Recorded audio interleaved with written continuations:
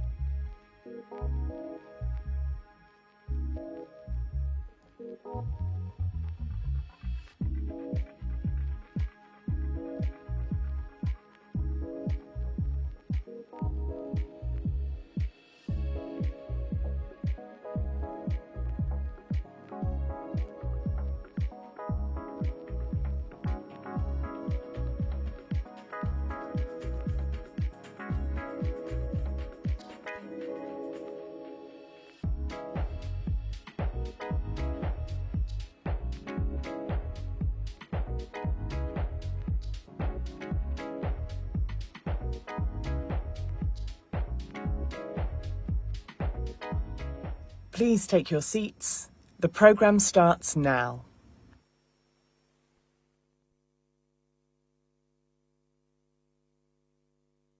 From here, possibilities are everywhere. From taking first steps here, to beginning your own wealth journey here. From backing global trade ambitions here, to delivering on that promise here. That's why we're here, in the world's most dynamic markets. A bank that connects potential to possibilities. So, where will you go from here?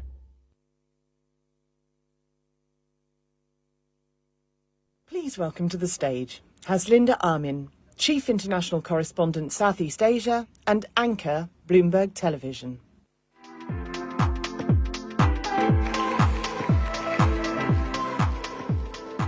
Ladies and gentlemen, good afternoon. Thank you so much for joining us today for today's event, Spotlight on ASEAN Business, charting new frontiers. We're really excited to have you here because we have such a great lineup focusing on investments across the region, a region we know of 10 countries, 600 million people, a rising middle class, and of course, an increasingly digital savvy population.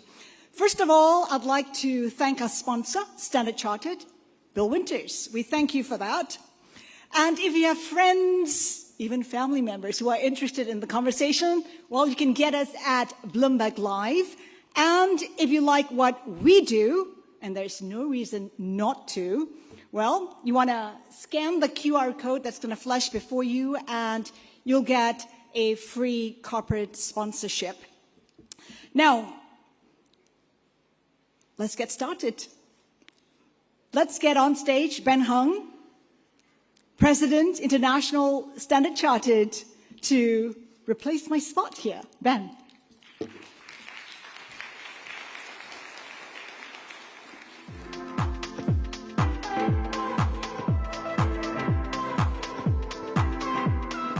Okay, good afternoon. Thank you very much, and a very warm welcome to all of you, both online and off, to join us at this year's ASEAN Business Forum. I remember last time I was standing here, not this hotel, but this ASEAN Business Forum was 2 years ago. We were just coming out of COVID, and I remember saying I'm very, very excited about the prospects being offered by ASEAN. Fast forward 2 years, I think I am even more convinced about the prospects and opportunities here. Some people always question, why am I so optimistic about this particular region and bloc? First of all, around the world, you don't see a bloc or region to be as exciting, as dynamic as ASEAN. So you have around 700 million population. They're young. And it is, as a bloc, it's actually going through what I describe as a middle-income growth path. And with it comes a rise in consumption, in investment, in wealth creation, and obviously we're expecting this region to be growing at a high 4s this year and north of 5 next year, and that's very, very exciting in a world which is quite anemic around growth. Now, on top of that, another factor is the way we all read papers these days, and the rise in protectionism, the rise in fragmentation is really seeing one of the world's biggest rewiring of supply chain. And I do think ASEAN will be the biggest beneficiary of this rewiring. Whether you talk about China plus 1, China plus 2, most of these will start off in ASEAN. And then I think on top of that, I do think digitization will add as a further catalyst to the growth within the ASEAN countries. I think what has been in discussion, and there's a framework around DIFA, is very, very exciting, and we can achieve down the road interoperability of digital, I would say, systems, whether they are through digital ID, faster payment services, e-commerce. You will end up with a lot more prosperity and hopefully financial inclusion as a result. Now, it's not to say that there aren't challenges within ASEAN. I do think the countries are all different dynamics, different profile. There are a couple of countries that are going through leadership changes. And of course, we still have a very, very big, I would say, sustainability transition to solve through, where there's still a fair amount of financing gap. But overall, I do think the pluses way outweigh the minuses. Everything's relative, particularly as I traveled around the world. I don't think I can find an economic bloc who are as interested, or everyone is so attracted to. The Americans want to court ASEAN. The Europeans want to court ASEAN. The Chinese want to court ASEAN. The Koreans, the Japanese. I always often joke that it's actually the ones that are not as courting as much would be ASEAN countries themselves, which we ought to have a far more together as a bloc, I would say, phenomenon. So hopefully this today's session is really about going into some depth on some of the areas that are of interest, and hopefully with that, listening to the insights of experts around the region, and hopefully as a result, we may be of help as a bank to support your growth aspirations. So I once again thank you for taking the time, and I wish you a very, very fruitful afternoon. Thank you.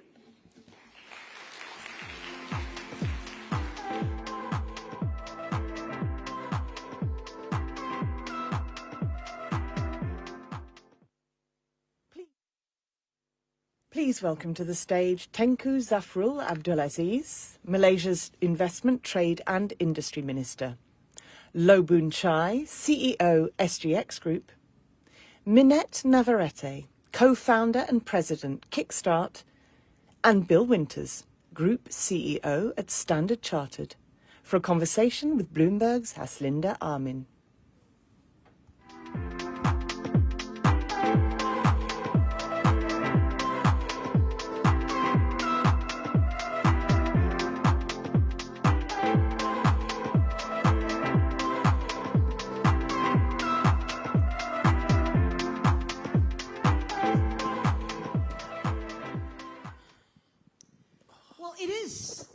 Pivotal moment for Southeast Asia as the world moves towards a more multipolar arrangement. And we're already seeing this in terms of FDI flows. If you take a look at what happened in 2023, for the first time in a decade, ASEAN, Southeast Asia, attracted more FDI than China.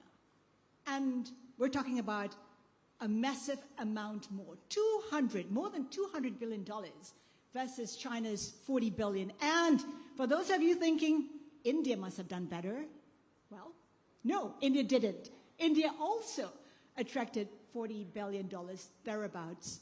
So there seems to be a change in appetite. And like Ben mentioned earlier, a lot has to do with those tensions within the US and China. Investors looking for an alternative market, manufacturers looking at diversifying their supply chains. We have China plus one, China plus two. So it is a different dynamic that we're looking at this point in time. The question is, where exactly are the opportunities?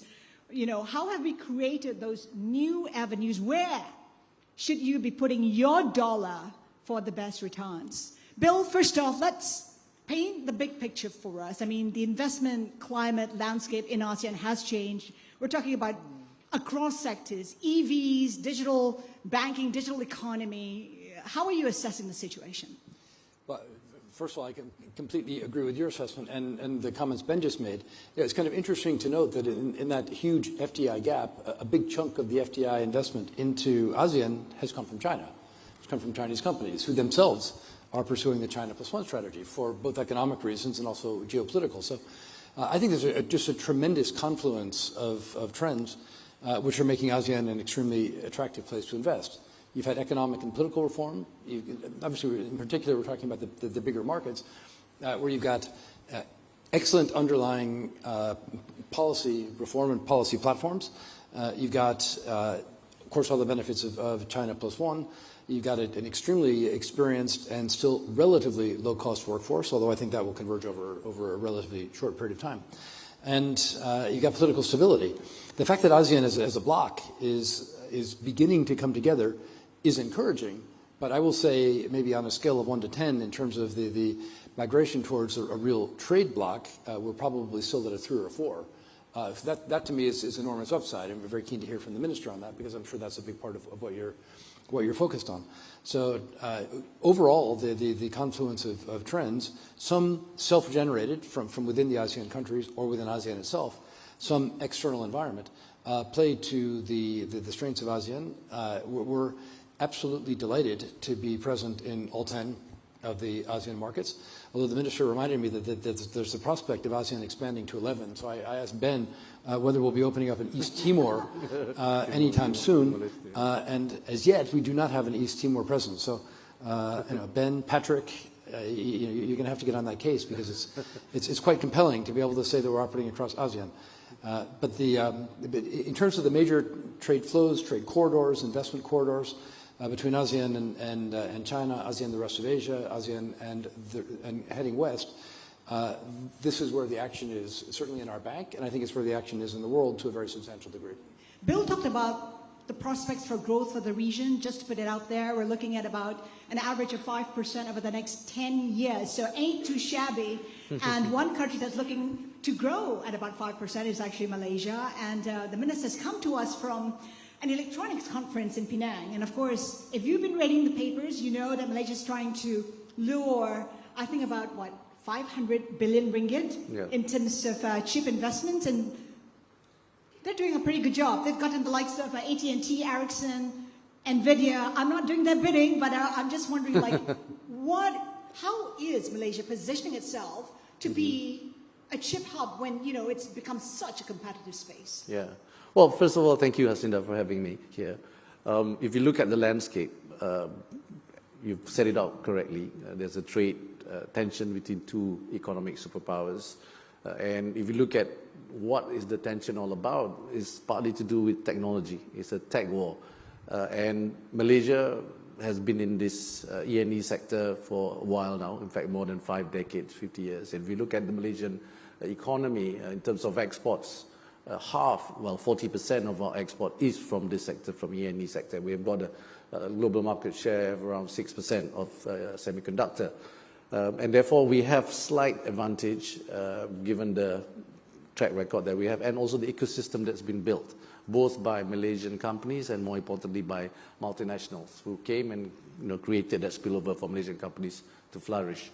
So again, you mentioned China plus one, China plus two. Companies are realigning their supply chain, redesigning their supply chain to make it more resilient, to make it more secure. And they've seen ASEAN as a sweet spot. It's seen as when we talk about ASEAN centrality, it's about ASEAN being neutral, ASEAN being a region that is stable and peaceful. Therefore, companies have been able to make decisions based on those parameters, and ASEAN has been a net beneficiary of the flows. Give us a sense of how much of a boost you've seen as a result of those US-China tensions to your investment in the chip sector in Malaysia. Well, there's opportunities despite the challenges. There's a window. I think we need to, as a region, and of course Malaysia is also taking part of that initiative. And because we have, like I said, a competitive advantage being in this industry for a while, we've seen that. However, at the same time, Malaysia is also moving up the value chain. We've been very strong on the test and assembly side, the back end of semiconductor. We want to move to the front end where the value is higher. And companies also moving towards that direction and come to Malaysia, and therefore you can see investments in larger amount in absolute terms. They also, actually this region also has another advantage, this sector consumes a lot of energy, and companies want green energy. Everybody's meeting their sustainability objectives, the sustainability agenda. Therefore, Malaysia also focusing on green energy to support the semiconductor industry. And I'm sure other countries within ASEAN is also doing that. So these are the reasons. And you've seen just the first 6 months of this year, we just announced 2 weeks ago, approved investment into the country has increased by 18%, despite, on top of a record year last year in terms of approved investments. Boon Chye, the fundraising environment in ASEAN versus the rest of the world, how is it looking? Today I know that Malaysia had a debut, I think, which was the biggest in 7 years. So quite a turnaround for the region. Well, the comments around good growth in ASEAN as a region, as a bloc, agree with all that. But I think to answer your question, I think the opportunities are each country is at a different stage of development. So that adds to just a uniform block. Because of the different stages of development, you can find different opportunities. And thereby, if you look across fundraising activities, we've seen activity 2 years ago in Thailand, in Indonesia, and then obviously we're seeing that in the last 12 months in Malaysia. And you asked me the question, what about Singapore? Well, yes, we did indeed have a slower market, but if I look at our pipeline, I think our cycle will come.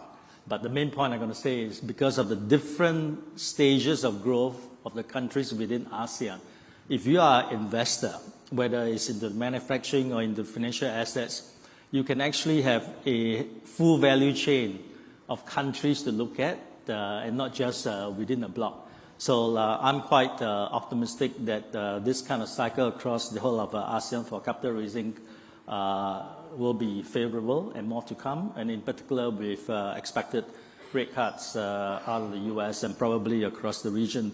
Philippines led the way with a 0.25% cut recently, but I'm sure that's always conducive to the fundraising environment. Might you have to taper some of that optimism given what Ben said earlier as well? You know, we have had elections across the region and some governments within the country have yet to get their act together. Policies are still not being translated well enough. Those are risks for investors. Well, yes, you did the overarching government policy, government framework, but from the business sector standpoint, businesses can come together. So just that even within the ASEAN exchanges, as recently as two months ago, we came together and announced that across the different countries, bilaterally, we will create what we call depository receipt, where the shares of a company in, let's say, Thailand could be listed in Singapore and vice versa. So my point here is, yes, I think the overarching policy is always very helpful, but beneath that, we can have companies, private sector, taking their own initiative, bottoms up, and when all come together, that is even more compelling. I want to get Minette's view on that. For those of you who do not know Kickstart, she founded Kickstart. It started with just $2 million, US dollars, and it's doing pretty well. I'll let her reveal how much she's, handling right now. Give us a sense of the digital ecosystem in ASEAN and what makes you excited about it. So I think Ben alluded to a lot of the economic underpinnings for the Southeast Asian region. I think the other thing that's very strong in the region is that we are in a demographic sweet spot. We've got countries that have the median age at 20 to 30 for many of the Southeast Asian countries. And that's not just about building a cadre, a cohort of consumers, but it is also bringing forth a generation of people who are digital natives, who see themselves as citizens of the world, who have a bit more care for their place in the global environment. And what that means is an openness to looking at innovation, to looking at very young companies, and seeing how that might be where they find their role going into the future. And what that means for us as investors has maybe been, as you pointed out, as Linda, looking at our growth. So 12 years ago, we were trusted with a $2.5 million fund. Today, we manage nearly $250 million US for investment in early stage companies around the world. And therefore, Southeast Asia, on one hand, you look at it and you think it's in between two great technical engineering powerhouses, China and India.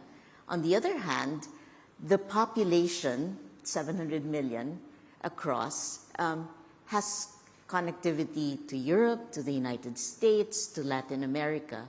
And so the ability of the region to build new businesses, young businesses, to look at the technologies that are available and to try and grow those is promising and exciting for an investor. Bill, we talk about charting new, what's that? What's the title again? Charting new territories and charting new businesses, avenues, and so on and so forth. What's new? I mean, I've been covering the region for a long time now. I'm not going to say how many years in particular, just because it's gonna date me. But if you talk about demographic dividend, we've had that for a very long time. Digital economy, we've had that for a very long time. We've had stability, we've had that relatively a long time. I mean, what's new? I mean, if you're new to the region, if you're thinking of putting money into the region right now, why should you really be excited about it? I'm not sure how much is new versus accumulation of really a couple of decades of really hard work and some good luck. You go from the Asian financial crisis, we had a fundamental system of economic reforms following that. And then the region was much better positioned to deal initially with SARS, but then with the global financial crisis, obviously like COVID and wars, inflation, et cetera. So that's been a steady strengthening of the foundations all the way through. You've also had a dramatic increase in the interconnectedness of global trade over that period. And ASEAN was always in the mix. And then you had a shock, right? The current round of geopolitical tensions, and combined with COVID and supply chain reconfiguring, which would have happened in any case, given the fact that China is becoming a less low-cost producer. That all came together to deliver a wonderful opportunity into ASEAN that had been building for 20 years of structural reform and global trade configuration. So add to that the fact that we are still in a demographic sweet spot, and I'm sure Minette is right. That's a very, very special time for ASEAN. And I think for those of you that have been part of that journey over 25 years, you should be very proud of what ASEAN has accomplished. And for those of you that are carpetbaggers, like me, who come in and go out, that's not true. I've been here consistently for 25 years. But for those who are experiencing a little bit more recently, it's a great time to be coming in. But I don't think it's a flash in the pan. This has been building for a while, and this is the time. And by the way, I think it's the time in a very enduring way because the foundations are quite strong. If I may, to your point, yes, we did have over the years population dividend, etc. But what is really new? The way I look at this is, as I said earlier, countries here are at different stages of development. So new will be in the form of, I call it platform and business innovation and trying to have a sustainable growth. So what do I mean by that? So on the one hand, in some of the countries in ASEAN, we have what we call micro retailers, mom and pop shops. They exist already, but what could be new is now using applied technology to link them together to serve the masses better. And then secondly, depending on where you are in your development, in the case of healthcare, so as the country get richer, people want to have better healthcare monitoring. Again, you can use applied technology and serve the patients, and that is a new demand. What are you most excited about, Minette, when it comes to the digital economy? When you take a look at the investments you've made and potential investments that you're looking at, what comes through? I think what comes through is greater demand from both consumers as well as businesses. When Chai mentions how adoption has accelerated, and that is so true. If I think about the Philippines 10 years ago, 1% of all transactions, person to person, business to government, 1% was digital. Right. Last year, more than 50% of all monetary transactions in Philippines were digital. Yep. And that means something specific for both the larger ecosystem as well as the small companies that operate in that space, whether it's payments.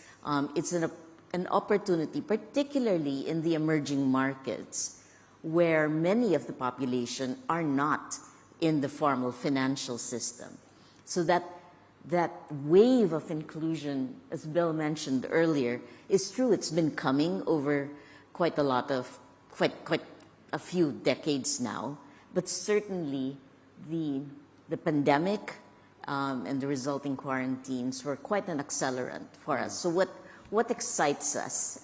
Certainly, fintech remains a big thing. And while maybe 5 years ago it was really payments, today we're looking at how does digital make it possible for small investments to be made, for microinsurance to reach out to maybe the sector of the population that is one medical emergency away from poverty.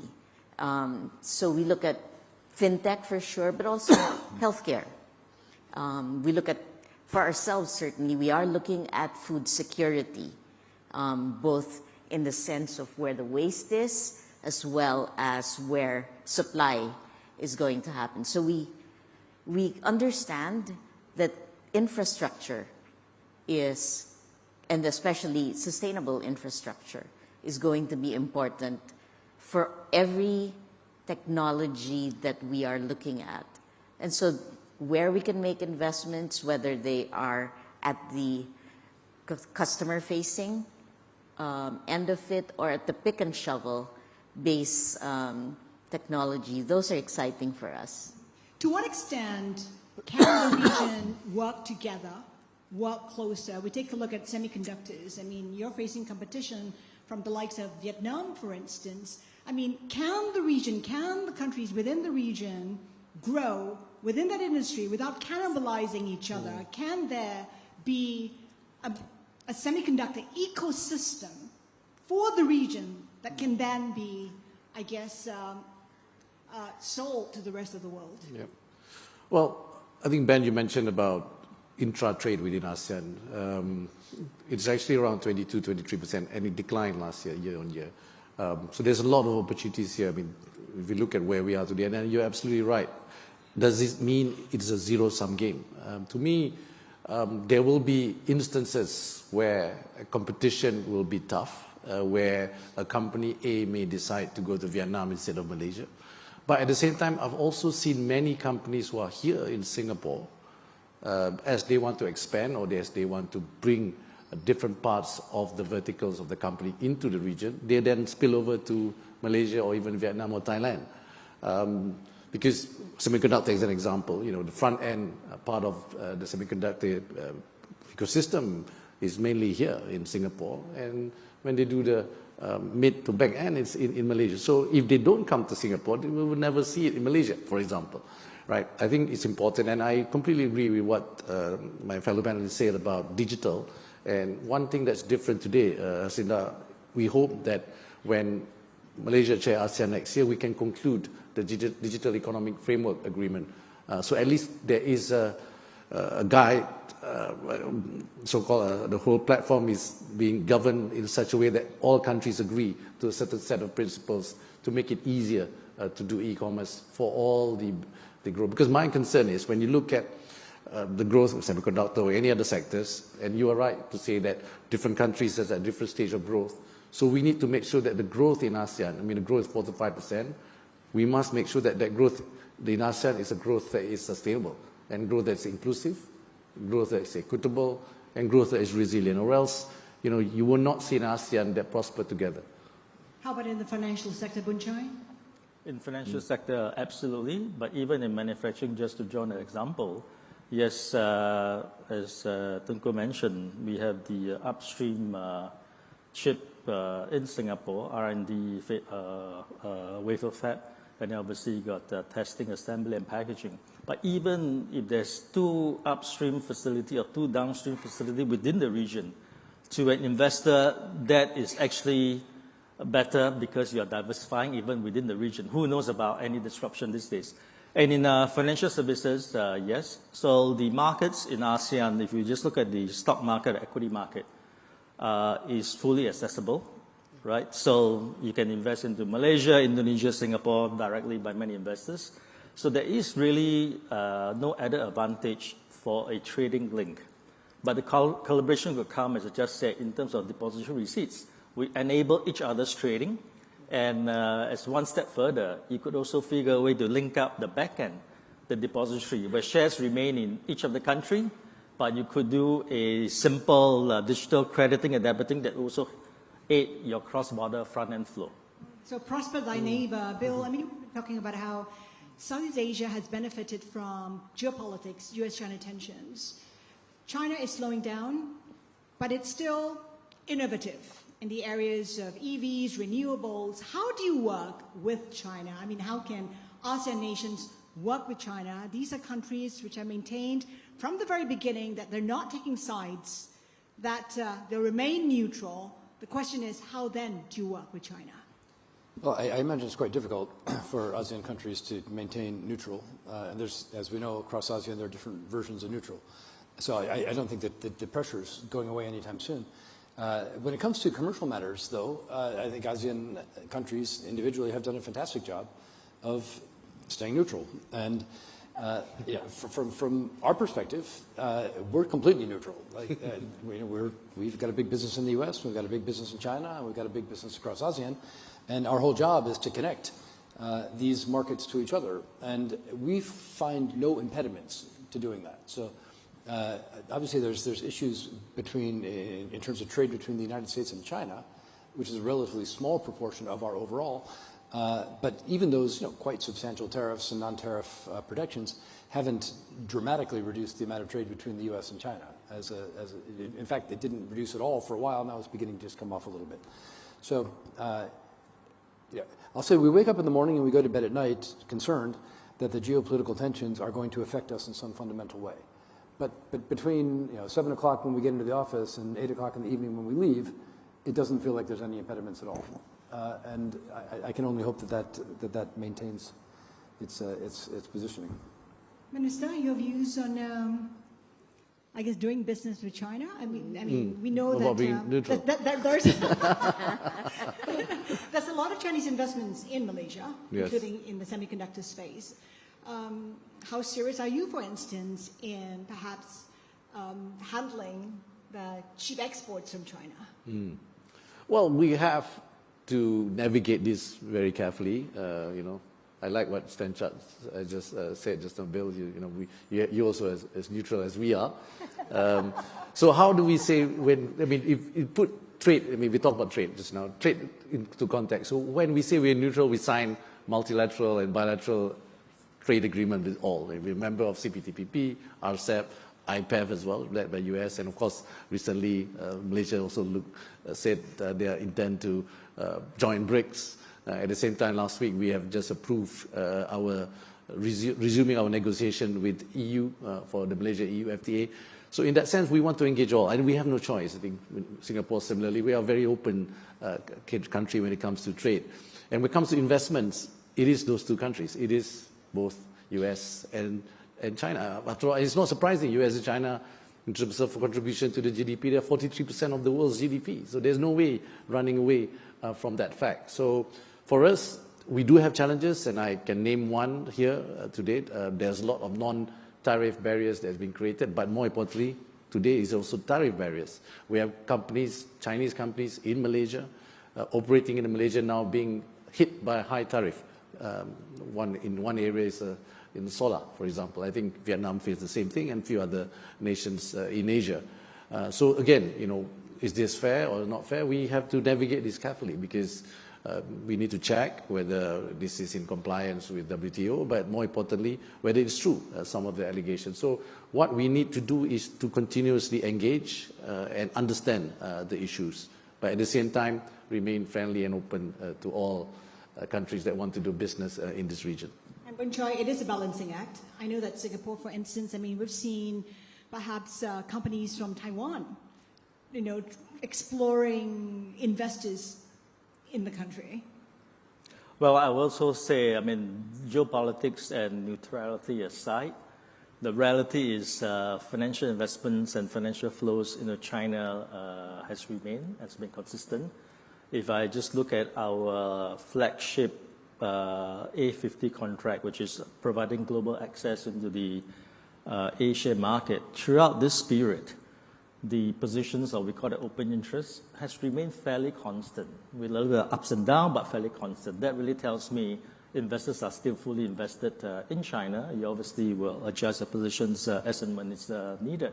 And this is global investors that we're talking about. Might China's market performance impact sentiment in this part of the world? It's no different from any market sentiment. So even if we get a little bit of a correction now and then, the Max 7, it does impact the region. But I think investors do take a medium to longer term view. And I think where else can you really find, even within ASEAN, right, is half the size of the US, but twice its population, and each country in different stages of growth. So it's enormous amount of opportunities. Minette, how do you see China impacting your investment decisions? I think It's important to know that China's always been a trading partner of the Philippines and many of the Southeast Asian countries for centuries now. We are confident that the commercial relationships will remain. Do we make investments? We have some investments across, but equally, China's made investments in Philippines as well. The number one e-wallet, GCash, has Alibaba and Financial as a significant shareholder. And a lot of what they had learned with Alipay in China has gone into the product, the platform, the growth of digital financial payments in Philippines. So I think we will continue to be looking at investments and we will diversify so that geographic risk is well managed. I want to touch on AI at this stage. Interesting that in the lead up to this panel, Minette had said, do you think we'll have a conversation without touching AI in the first 10 minutes? I think we've succeeded quite well.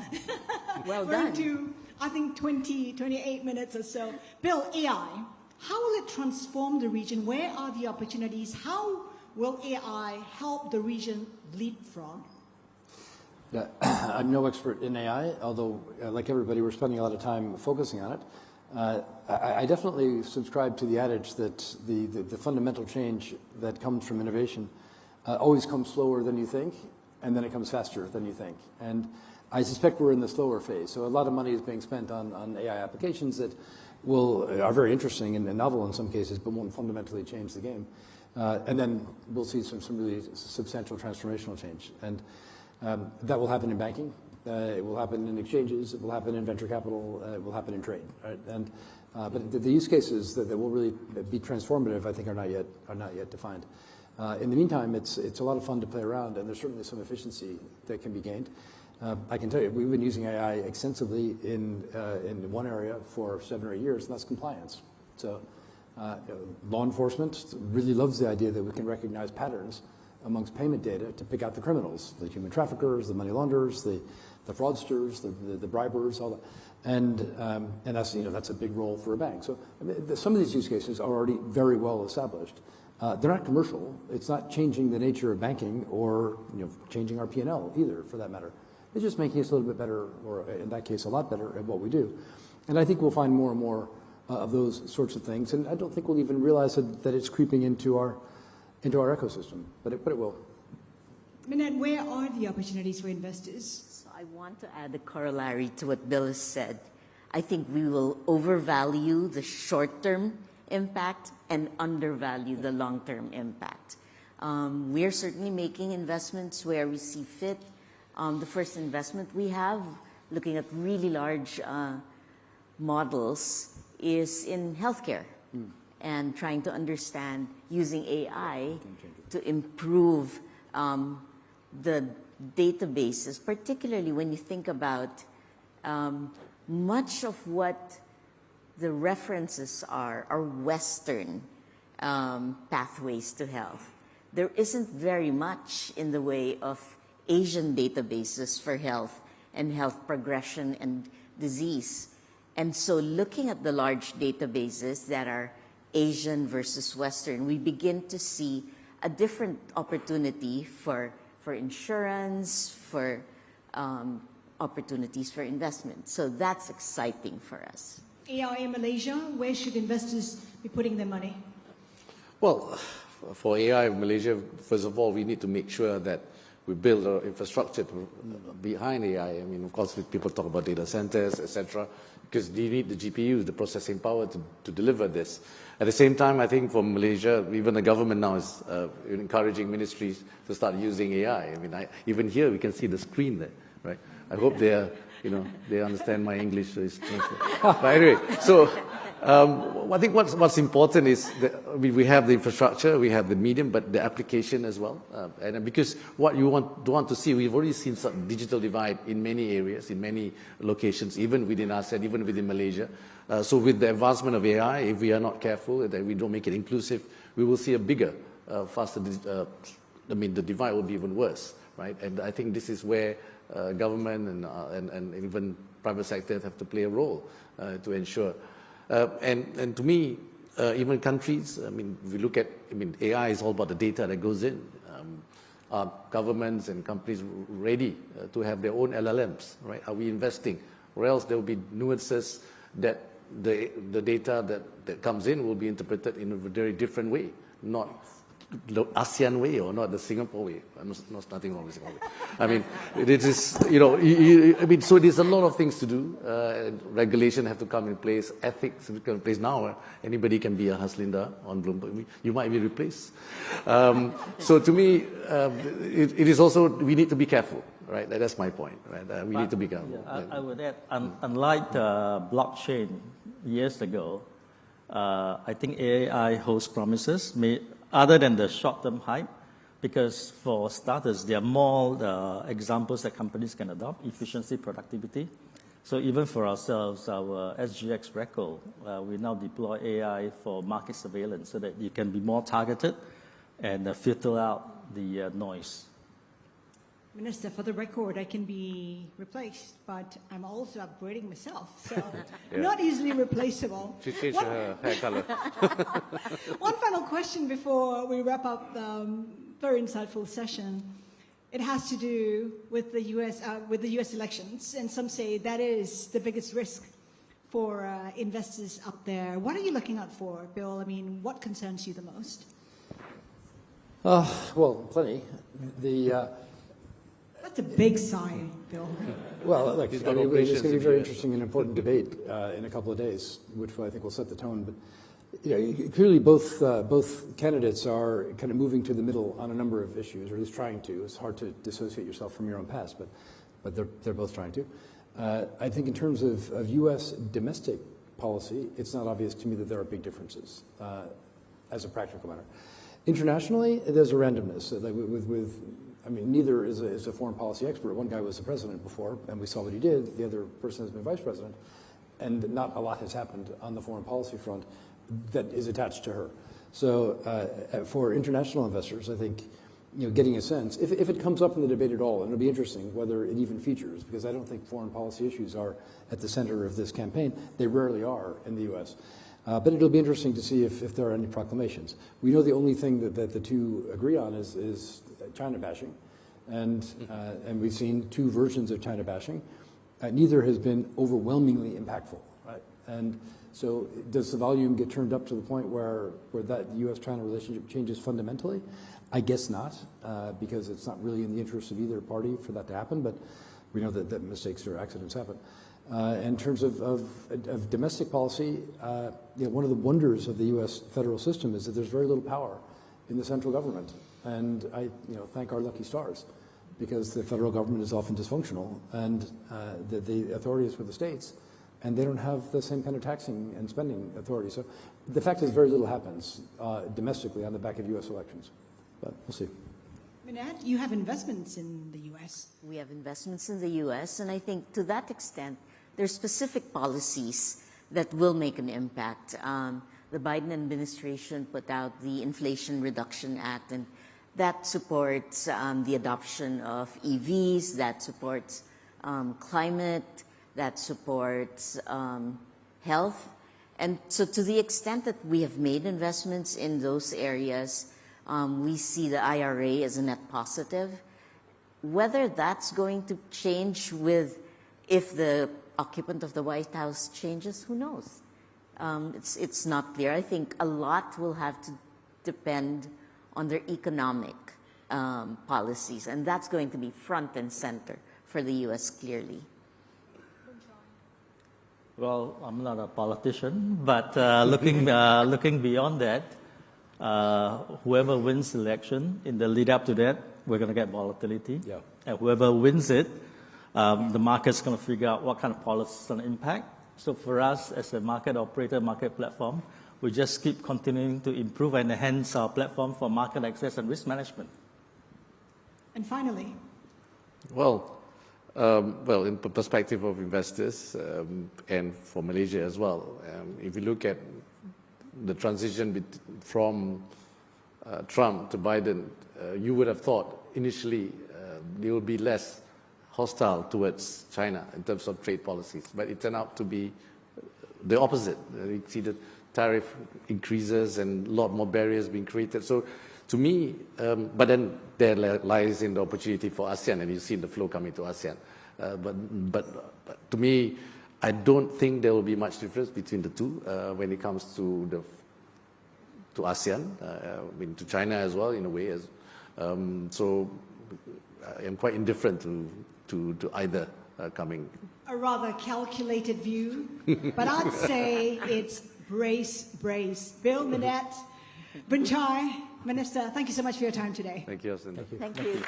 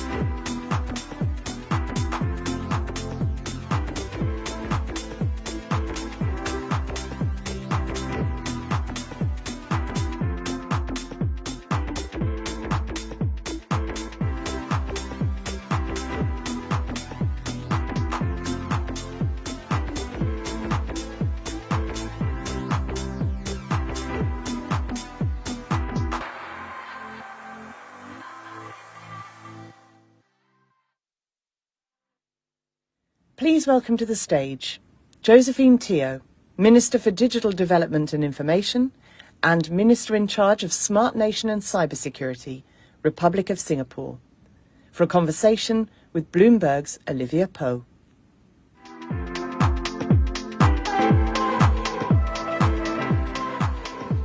Hi, good afternoon, everyone.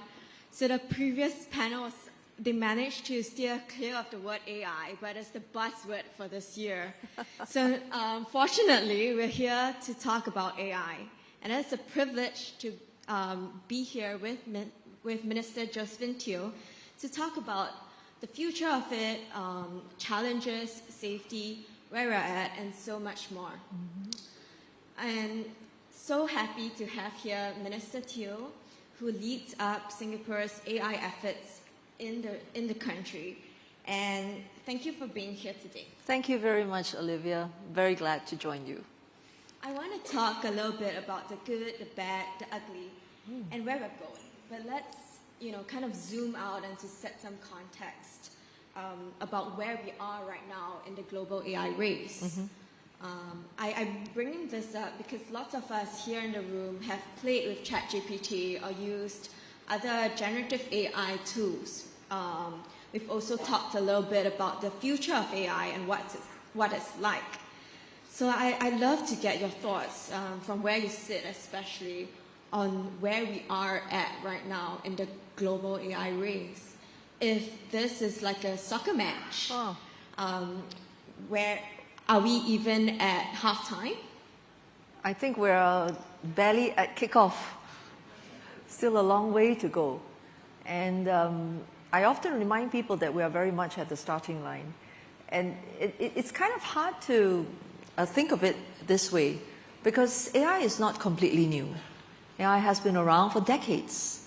And in fact, different forms of AI, different forms of machine learning, whether it's in computer vision, natural language processing, they've all been used to some extent So if you, for example, talk to the research community,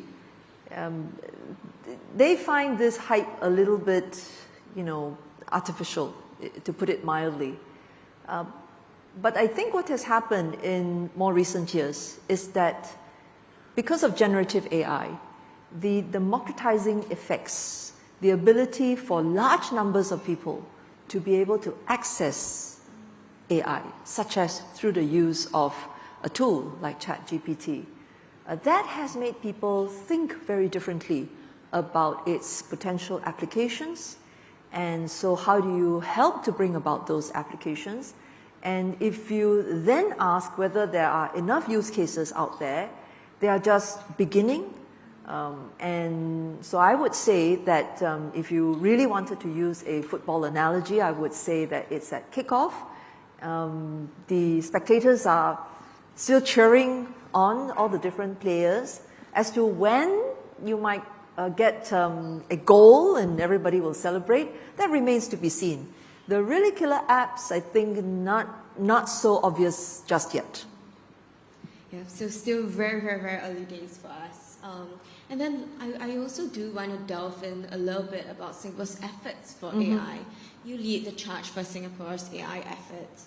So the country has also built an open source LLM, named it very cutesy, I must say, Sea Lion. Okay, it's the first open source LLM to cater to underrepresented population groups and low resource languages in the region. Companies like Indonesia's Tokopedia use the model to generate product descriptions in other Southeast Asian languages. So what is your hope for Sea Lion, and what role do you see Sea Lion playing in our region's technology development? Do you wish for it to be the first choice in open source LLMs when companies build AI products here? Well, thank you for that question. It's a really great one. Maybe for the benefit of the audience, you're wondering what Sea Lion stands for. It stands for Southeast Asia Languages in One Network. And essentially, it is a large language model that was developed from scratch by research scientists and engineers at AI Singapore, which is part of the National University of Singapore.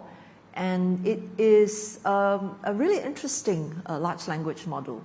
The usefulness of Sea Lion, I think maybe I could describe it this way.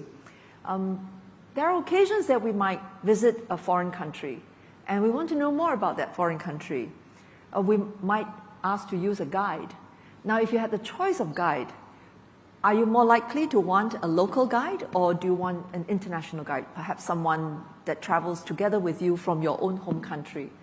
I think it is not a matter of whether one guide is necessarily better than the other. It is more a question of, well, what do you want to learn about that country? And there are certainly distinctive benefits to using a local guide. Sea Lion could be thought of as that local guide. Essentially, it is built using data that are specific to our region and also reflective of our language richness and cultural diversity. Something that is perhaps not so often thought about is that in Southeast Asia, amongst the 650 million people or so, actually the number of languages is something like 1,200. It's 1,200. And so when you think about the large language models that are also open source and exist elsewhere, you can see immediately that the underrepresentation could mean that you are working with a model that doesn't quite understand Southeast Asia so well, does not quite have its nuances, does not quite reflect its diversity. And that's why Sea Lion serves as a useful companion to other large language models that might be useful in terms of you developing your own AI model for the purposes which your organization has determined. Now, as to Singapore's aspirations in this, I could put it this way. If you go to Changi Airport, and almost everyone has been to Changi Airport, it's not just Singapore Airlines. It's going to be many other airlines. And if you think about the AI hub that Singapore hopes to become, very much like the air hub that we have, it need not only be a single airline flying through it, it need not even be the only airline, but it is very useful when you have a world-class airline that is also very well connected to your region. And that's how we hope Sea Lion will become. It will complement other large language models. It will provide something that, like Tokopedia has found, an additional value that they weren't able to get out of other large language models, and maybe a use of both sets of models enable the company to put it to better use. I would also say that then thinking about the airline and the air hub analogy, then what we would hope to see in our AI hub is not just the fact that we have Sea Lion, but there are other factors in the ecosystem that makes Singapore a great place to pursue AI innovations. If we can talk more about that later. Yeah, definitely. I mean, it all sounds amazing, right? Where companies can leverage both, you know, the top open source LLMs and Sea Lion to cater to our region.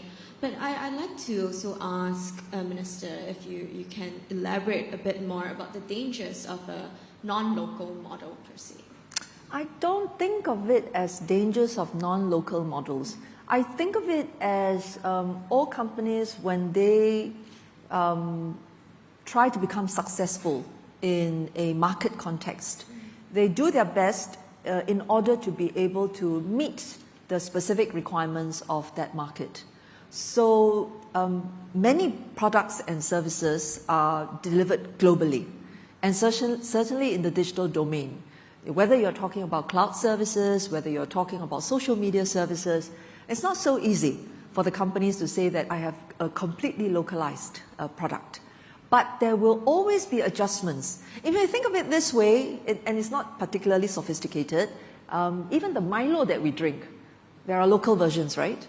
So if you just think of it this way, to the extent that you can create a version of your global product that meets the needs of your market more specifically, it stands to reason that your chances of success in that market are going to be higher. So I think of it less as the dangers and more of how much value it can deliver to the user, as well as to then the organization that use the AI model. That's lovely. And all these AI initiatives together with the National AI Strategy 2.0 has kind of put Singapore like right on the map as a global AI leader and in leading the conversation around safety and effective regulation in the space. I'm curious, how much of this do you think can move the needle in securing Singapore's national interests and global standing as the world moves towards embracing AI? Our starting point is that there are already many companies operating out of Singapore that are globally competitive. And if they want to be more successful based out of Singapore, then clearly they want to be able to pursue innovations as far as the technologies will allow them. Now, so if you then think about how you can help these companies, being able to create an AI ecosystem where the talent is available, where the data is available, where the models can be built up with some ease, that obviously can help these companies to succeed better. So whether it is in manufacturing, or in our financial services, or in logistics, or in healthcare, there are already companies here that are at the cutting edge, and they want to go further. Now, to the extent that using AI helps them to be better at what they do, to open up new markets, to create a new competitive advantage, that's what we want to see. And in that sense, what we are finding very interestingly is companies telling us that they already have some AI activities here. They want to grow this AI presence into a center of excellence. Sometimes these are regional centers of excellence. Sometimes these are global centers of excellence. Actually, we welcome them all. So that's one way in which we are thinking about it. Now, to complement the desire of these companies to grow their centers of excellence in AI out of Singapore, then we have to build the ecosystem.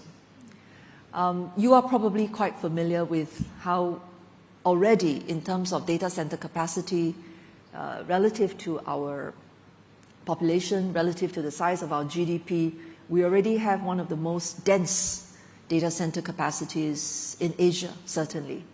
And that's not the end of it. There are already many indications of how this data center capacity will be expanded. That's one part of it. We've invested from a long time back to create an environment that is supportive of the use of data, responsible use of data. But I think another very important factor that people are looking to is growing the talent pool and how we can bring about the breadth and the depth that companies are looking for. That is something that we also want to invest in. And let me just add one more thing. When we developed the National AI Strategy, the upgraded version, we did also think about what would complement the private sector activities. And there is an ambition also for the government to use AI to better the delivery of public services. And that's why we settled on the idea of AI for the public good, for Singapore and the world, meaning that whatever innovations we can bring about, not just in the private sector, but also in the public sector, potentially could be used to benefit our friends from around the world. Well put. So it's also a lot about, making sure we have a conducive environment for corporates and businesses to set up shop here to advance their AI technology.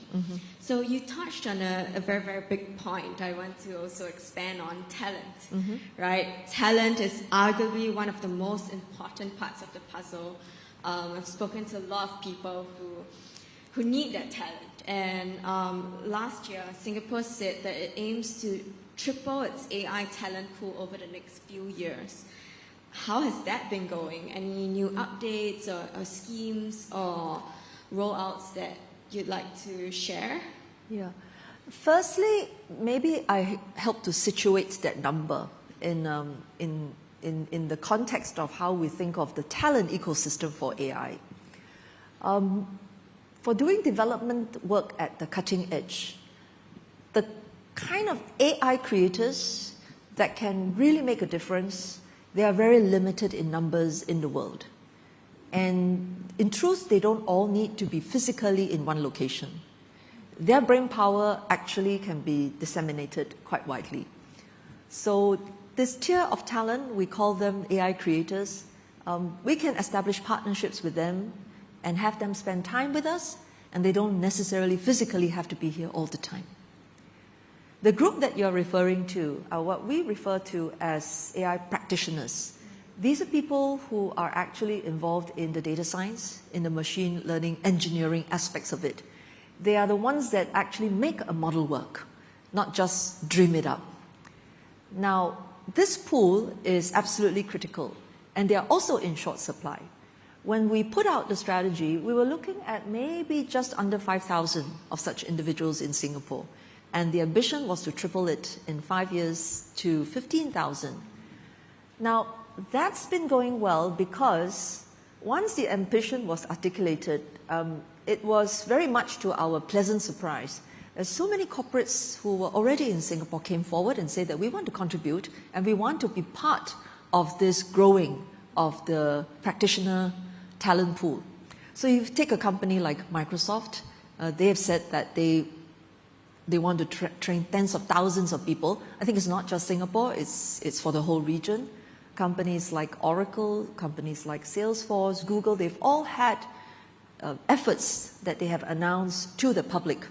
So I don't know when it will be that we get to closer to 15,000, but suffice to say that the momentum is very strong.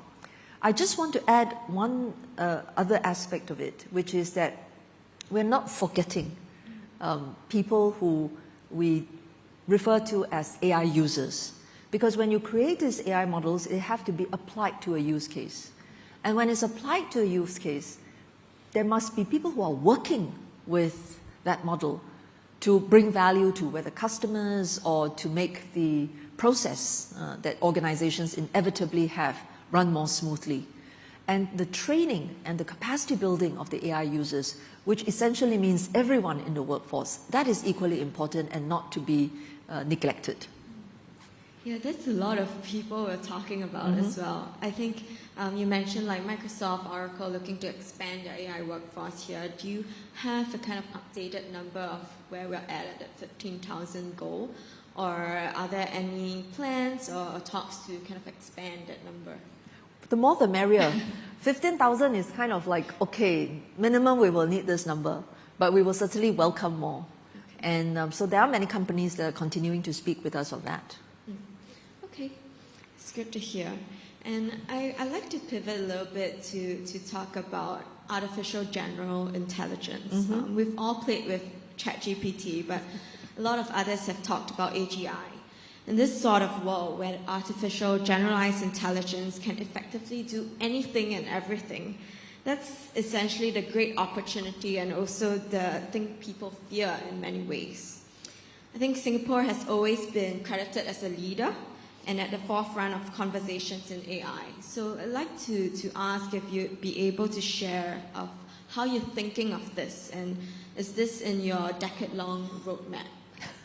Well, there are many different analysts and observers out there that might give a view as to how long we will get to AGI. I'm not sure it's possible to say that there is a consensus. However, I think most people are quite realistic. We are not going to get to AGI anytime soon. Yeah. Of course, there will always be some concerns about even whether models should allow to go in that direction. That's a very big debate. You know, I think we will continue to pay attention to that debate. But let me put it this way: even as that debate is going on, there are so many more things that can benefit us if we learn how to use AI appropriately. So let's put the emphasis on that. So still focusing on the kickoff start. Well, try to get to halftime. Yes. Okay. I'd also like to ask you about the new special economic zone, right? Singapore and Malaysia have been finalizing this deal to establish a special economic zone in Johor. And Johor, as we all know, has been rising as a data center hub. Lots of investment there. NVIDIA, GDS have already been investing in data center parks there. What are conversations like for building AI data capacity like there? How are you thinking about these data center parks, and how are the conversations like regarding these data center parks in the special economic zone? Is it part of the conversation? Well, it's hard for people not to think of it in competitive terms. And there is certainly a competitive dimension. You do want to still get a healthy pipeline of investments, and indeed that's what we are seeing. Very healthy interest in expanding data center capacity. We want to be able to host more, and the way to do it is for data centers to use either less energy or to use greener energy. So we have a green data center roadmap that will hopefully help us to be host to even more data centers than we have today. That's one part. But I also would like to say that if you think about our manufacturing sector in Singapore, it does not exist in a vacuum. There is a supply chain that is global in nature. There is also a supply chain that is part of this global supply chain that is regional in nature. It's not unthinkable for data centers to be thought of. It's not unthinkable that data centers are also part of an ecosystem, because in the digital domain, there are many different kinds of workloads. Not all workloads have to be physically located where the compute is being done. There are certain kinds of workloads that are beneficial to be distributed, very much like manufacturing supply chains are distributed. So in our case, perhaps years ago, we made hard disk drives, and then those hard disk drives went elsewhere in the region to be manufactured, and then we moved on to do other parts of the manufacturing value chain. I believe that we will see the same with compute, and you will find workloads, whether they are AI workloads or other kinds of workloads, being redistributed in the region as these data centers are built up progressively. Well put. Okay, I'd just like to wrap us off with one last question. Sure. It's like kind of a more macro, global one. How do you think Singapore kind of integrates with the global tech and AI system? I think you gave an analogy just now about it being like Changi Airport, right? Singapore Airlines as the top global class carrier and helping to facilitate all these Passenger flows? Yes, passenger flows. You know, Southeast Asia has two massive neighbors, India and China, who are also giants in the tech world. Could Singapore be the country that helps Southeast Asia hold its own? And what are some of the ways you guys are excited about doing that? Actually, all of the countries in our region have a role to play, and we work well together. There will always be different values that we bring to the table. There are exciting AI innovations also happening in our neighboring countries. And at the same time that we compete with each other, there is also a very strong collaborative element. On data, for example, you need to have a management framework in order that the data can flow across borders. And in that regard, we already have. With countries like India, with China, with the United States, and others, we do have collaborations with the US. We are looking at how the risk management frameworks can be made more interoperable, because companies clearly are not going to operate only within Singapore or in the US. And if the US requires one set of rules where AI governance is concerned and Singapore requires a different set of rules, then you can imagine that it adds to the cost for the companies. So making these kinds of standards interoperable is very helpful to businesses. With India, the Prime Minister was just here, and our digitalization MOU with them, goes into quite a lot of areas. They, for example, are very interested in how we can demonstrate a stronger basis for cross-border data flows.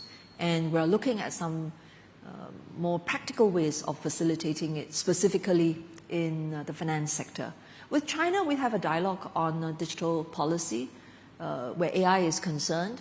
We are all worried about how misinformation and disinformation will overwhelm our societies. But at the same time, we want to make sure that the rules don't prevent AI innovations from happening.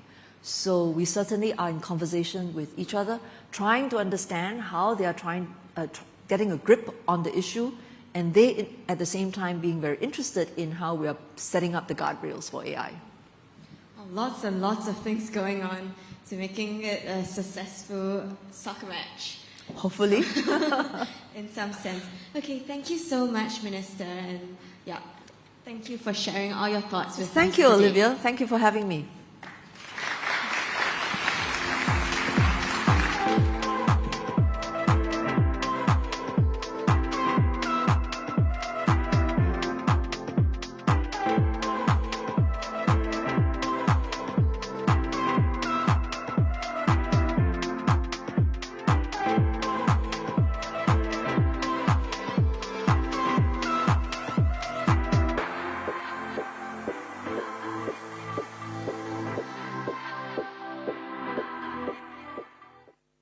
Please welcome to the stage Francesca Clough, Chief Operating Officer for Asia Pacific at the United Kingdom's Department for Business and Trade, and Nikki Frank, CEO APAC, DHL Global Forwarding, for a conversation with Bloomberg's Derek Wallbank.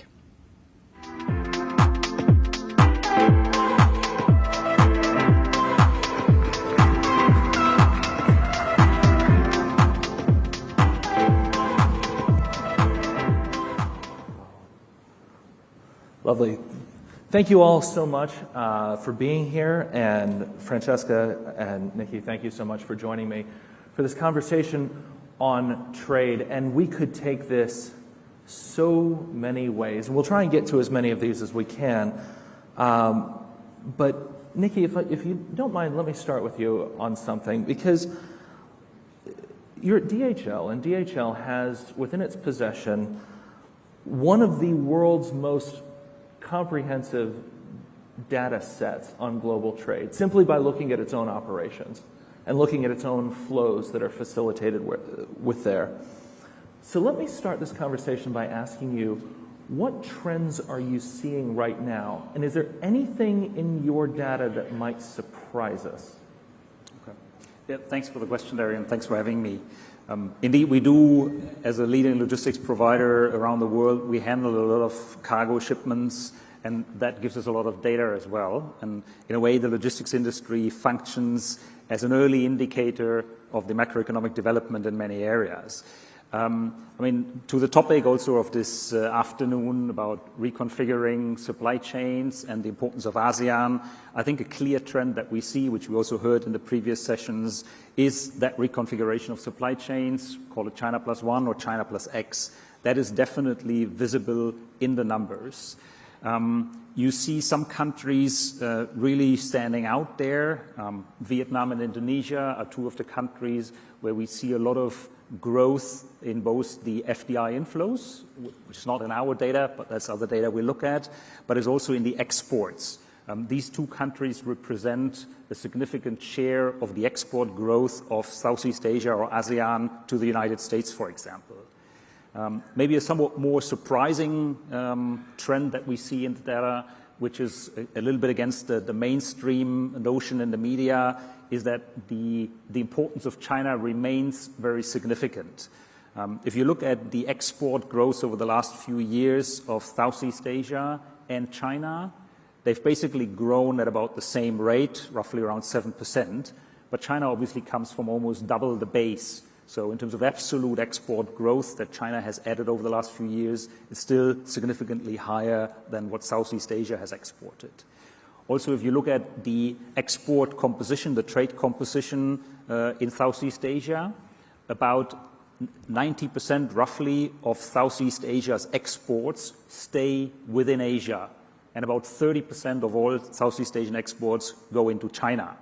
So China, while we talk about reconfiguration of supply chains, shifting of production, companies diversifying away from China and setting up their footprint in a lot of the ASEAN countries, China remains very important, not just for Southeast Asia, but also for the region overall.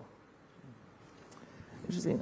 Francesca, let me come to you on this. I'm curious if you wouldn't mind starting us off with a sort of macro view of where the United Kingdom finds itself right now in terms of trade in this region. Obviously, it's a region that has been said by governments of all political stripes that this is an important region for the United Kingdom. The United Kingdom wants to be a major player here for the future.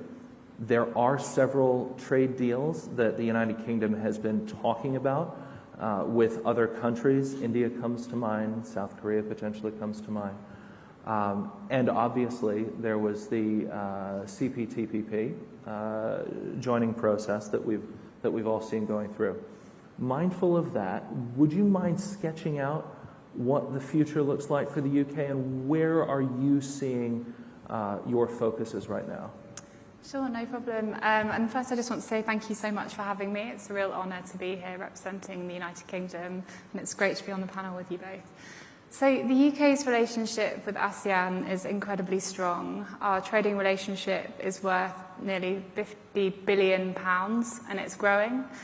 This is a region where we have a number of trade deals that you alluded to. We have a FTA with Singapore and an FTA with Vietnam. We also have other agreements. It's not just about FTAs. We have a world-leading digital economy agreement with Singapore, and the previous panels talked a lot about the importance of the digitalisation of trade, and it's certainly something the UK is capitalising on within the region. In addition to those numbers, our ministers and the ministers of the new British government have reaffirmed their commitment to this region. So just 3 weeks after taking office, the Foreign Secretary travelled to Laos for the ASEAN Foreign Ministers meeting. Next week, we have our Trade Policy and Economic Security Minister, Douglas Alexander, in Laos for the ASEAN Economic Ministers meeting. The Lord Mayor of the City of London will also be in the region. And we also have the Minister for the Indo-Pacific, Catherine West, in Singapore next week for the Milken Summit. So our trading relationship with the region is incredibly strong, and it's very clear that the British government is committed to the region. Can I follow up on that? You mentioned Douglas Alexander's coming to region. He had an interesting conversation with the FT the other day. One quote of his stood out to me in particular in reading that. He made a lot of comments about how the UK is going to be looking through all of its trade partners. He sort of went point by point by point with the European Union and wanting closer ties there. The thing that stood out to me is he had a remark that said, and I'll paraphrase here, our trade strategy will be based on data, not delusion. What does he mean? So, as an organisation, the government is incredibly data-driven, most notably in our trade operations. I'm the Chief Operating Officer, and I spend a lot of my time looking at the data. And when you look at the data, the picture in this region is absolutely fantastic. So 50% of global growth is going to come from the Indo-Pacific region between now and 2050. It's where the world's middle-class consumers are going to be. As I said, our trading relationship with ASEAN is worth nearly £50 billion, and our trading relationship with APAC is worth nearly £121 billion. And I think that's what he meant. We're going to look at the facts and then build our trading relationships with our partners globally where the facts dictate that we should do that. Do you have anything in terms of where we should expect with some of those trade deals? I mentioned India, South Korea. I wouldn't confine it to that. Are there any others that should be mentioned? And anything we should be looking for in terms of those sorts of talks over, let's say, the next year, year and a half? So I think a really, really exciting moment for the UK is the 15th of December, when our accession to the CPTPP will enter into force.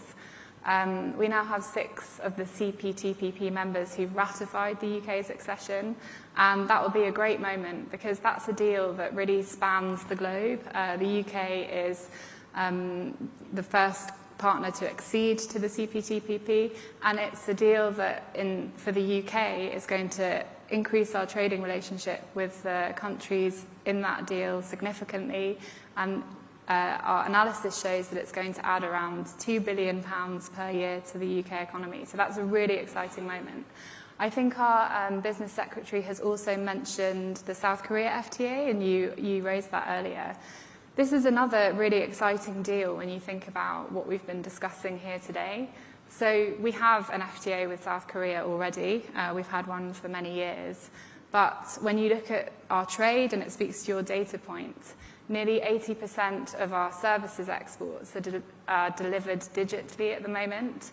And what we're doing is we're going to upgrade that deal to ensure it has a comprehensive digital chapter so that it can benefit from the digitalization of trade. Nikki, let me turn to you. I'm wondering if you can drill down on some of this opportunity, because we talk a lot about opportunity, and that seems like it's a very green flag, let's go, to use a racing terms, as F1's upcoming.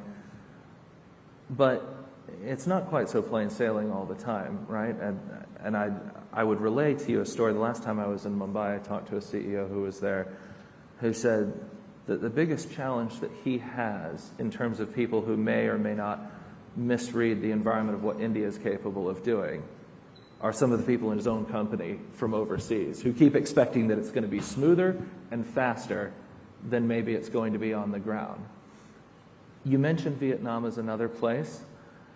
How ready do you think markets are, particularly the ones that are sort of on the make, how ready are they for the interest that we are seeing in those markets from abroad?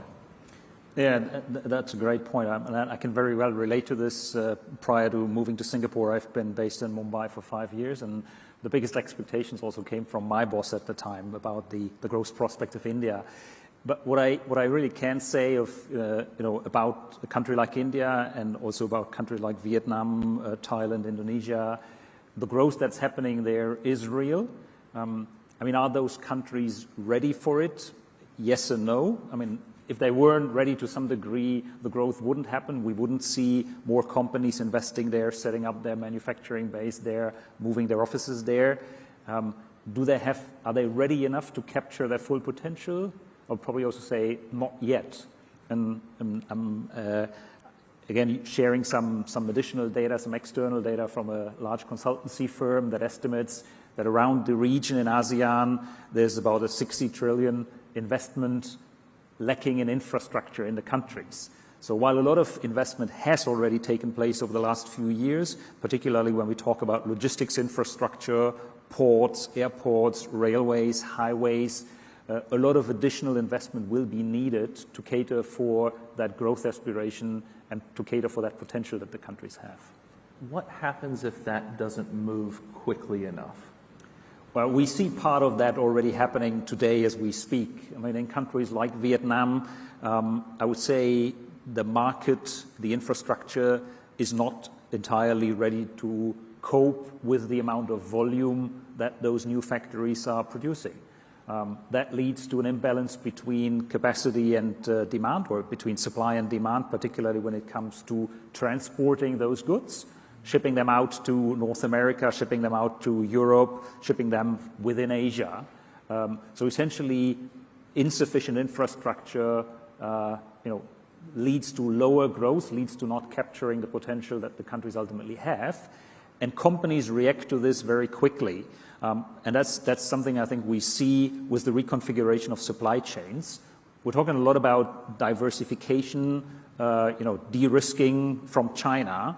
So what companies do now that have set up alternative manufacturing base in Vietnam, in Thailand, in India, in other places, they are more agile and more able to switch between their different manufacturing locations. So if they see challenges in a country like Vietnam, if they face bottlenecks, if they can't get enough of their goods out to the rest of the world in time, they decide to switch some of the production back to other factories, and that includes China.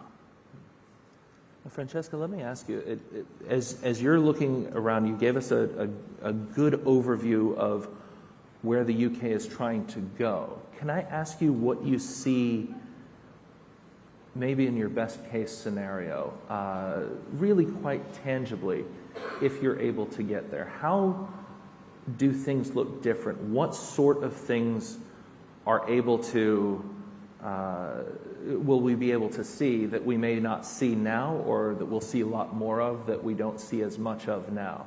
Because trade is a very big word. What does it look like in sort of tangible practices?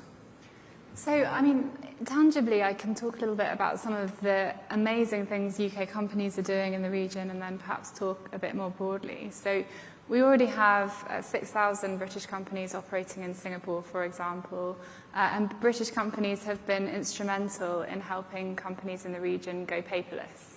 So British company Logchain helped the Big C supermarket chain in Thailand go paperless. It's also been working with Faisal, the aero company here in Singapore, and also with British freight forwarder Johnson Partners to do the same thing. And then we also have companies like Origo, who in our very own Changi airport here introduced the automated luggage carts. So those are some tangible examples of what British companies are doing here. Looking to the future, I would say digitalisation of trade is an enormous opportunity. The UK has it's got the world's one of the 5 largest tech ecosystems, and it's the largest in Europe. And we're doing a lot currently to support the digitalisation of trade. We've been working with partners in the World Trade Organization, and recently the joint initiative on e-commerce was signed. And that joint initiative commits its signatories to things like the electronisation of customs procedures, and also the recognition of e-signatures and e-contracts. So in terms of things that look different in the future, I would say the kind of digitalisation of trade has been going from strength to strength and will continue to do so. And can I ask you also, because you have this very interesting perspective of seeing what all of these other countries are doing, and it was mentioned here, the investment Singapore is making in Changi Airport. Terminal 5 is going to start under construction. We're already talking about arguably the world's greatest airport. I would argue it probably is. I'm biased, but that's okay. So Singapore is very clearly trying to make these investments. Do you see from this sort of trade professional perspective, do you see demand for trade that is going to pay off those investments? Is this, are we talking about building great edifices through which much may not come, or are we talking about building smartly for a future that may even be inevitable? So I think, investment is absolutely fundamental, and certainly the UK's #1 mission at the moment is economic growth. And one of the ways in which the Prime Minister has clearly said we can achieve that is through attracting private investment. On the 14th of October, we're going to have an international investment summit in the UK, where we will set out to leading investment firms, the opportunities in the UK, the landscape in the UK. And the government's just also announced the creation of a national wealth fund. So that will be backed by over £7 billion of public money. And the idea of that fund is to bring together something called the British Business Bank and the UK Infrastructure Bank to simplify the institutional landscape and help catalyse more private sector investments into the growth sectors in the UK. So I think investment and attracting investment is absolutely fundamental for what governments are trying to achieve. And in the UK's case, that is economic growth.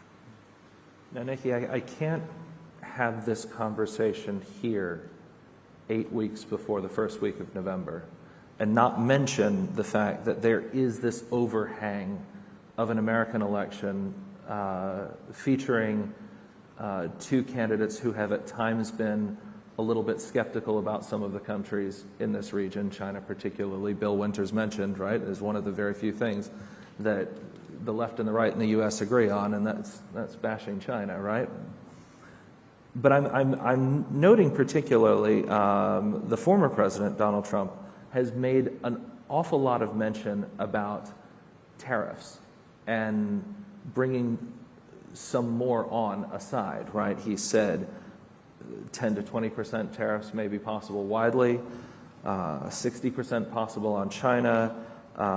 He recently floated the idea of 100% tariff on companies that move away from the US dollar. A quote, he said, quote, "Some might call it economic nationalism, I call it common sense." Do you buy that if Trump wins, all that's going to happen? Or do you think that that may be bluff and bluster? And at the same point, given that many of the tariffs that he put in place have not been reversed by the present administration, are we in for more tariffs regardless of who gets elected? Well, I guess for many in our industry, that's the million-dollar question, what's going to happen. And I think we see a lot of companies that have started to prepare for that by advancing a lot of the shipments, right? We've seen, if you will, an early peak season this year. A lot of U.S. companies in particular have imported goods ahead of the elections, ahead of the fear of additional tariffs and duties. We see companies building up additional stock just in case, because they are not sure what's going to happen, who's going to be elected.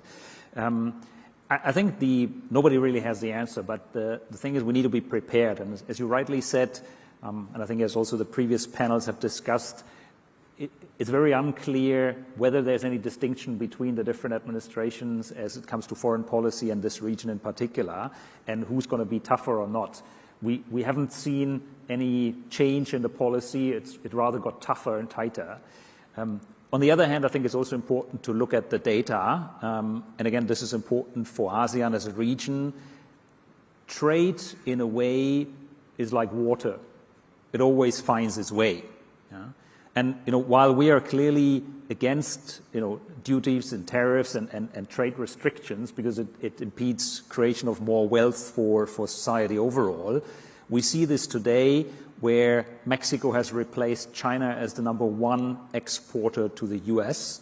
And you can see the trade between China and Mexico growing significantly. Now that's the way how trade finds its way. And there will be other ways, there will be different ways also in the future. I think irrespective of which measures either of the two possible administrations will take. But for companies, it's really essential to prepare for that, to be flexible and agile in terms of their supply chains. If they only start reacting in 6 months, once we have a decision and once we have clarity, it might be too late. Well, there's a lot more that we could talk about. We're going to have to leave it there in the interest of time, but trade, like life, finds a way. And I thank you so much for your time and your insights in this conversation. Thank you so much.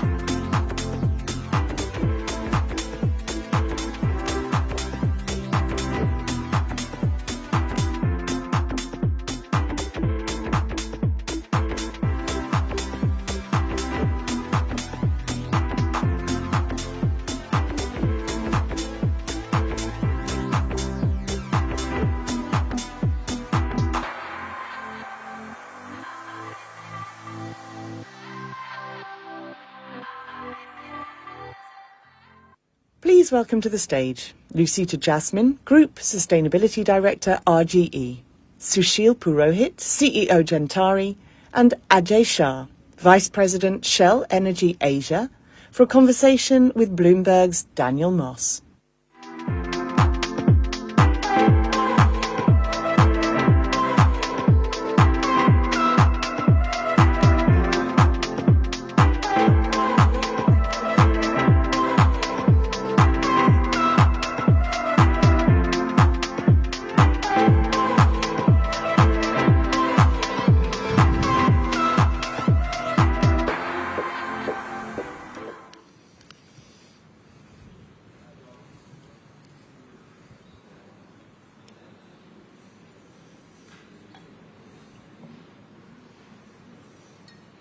Okay, so you can all exhale.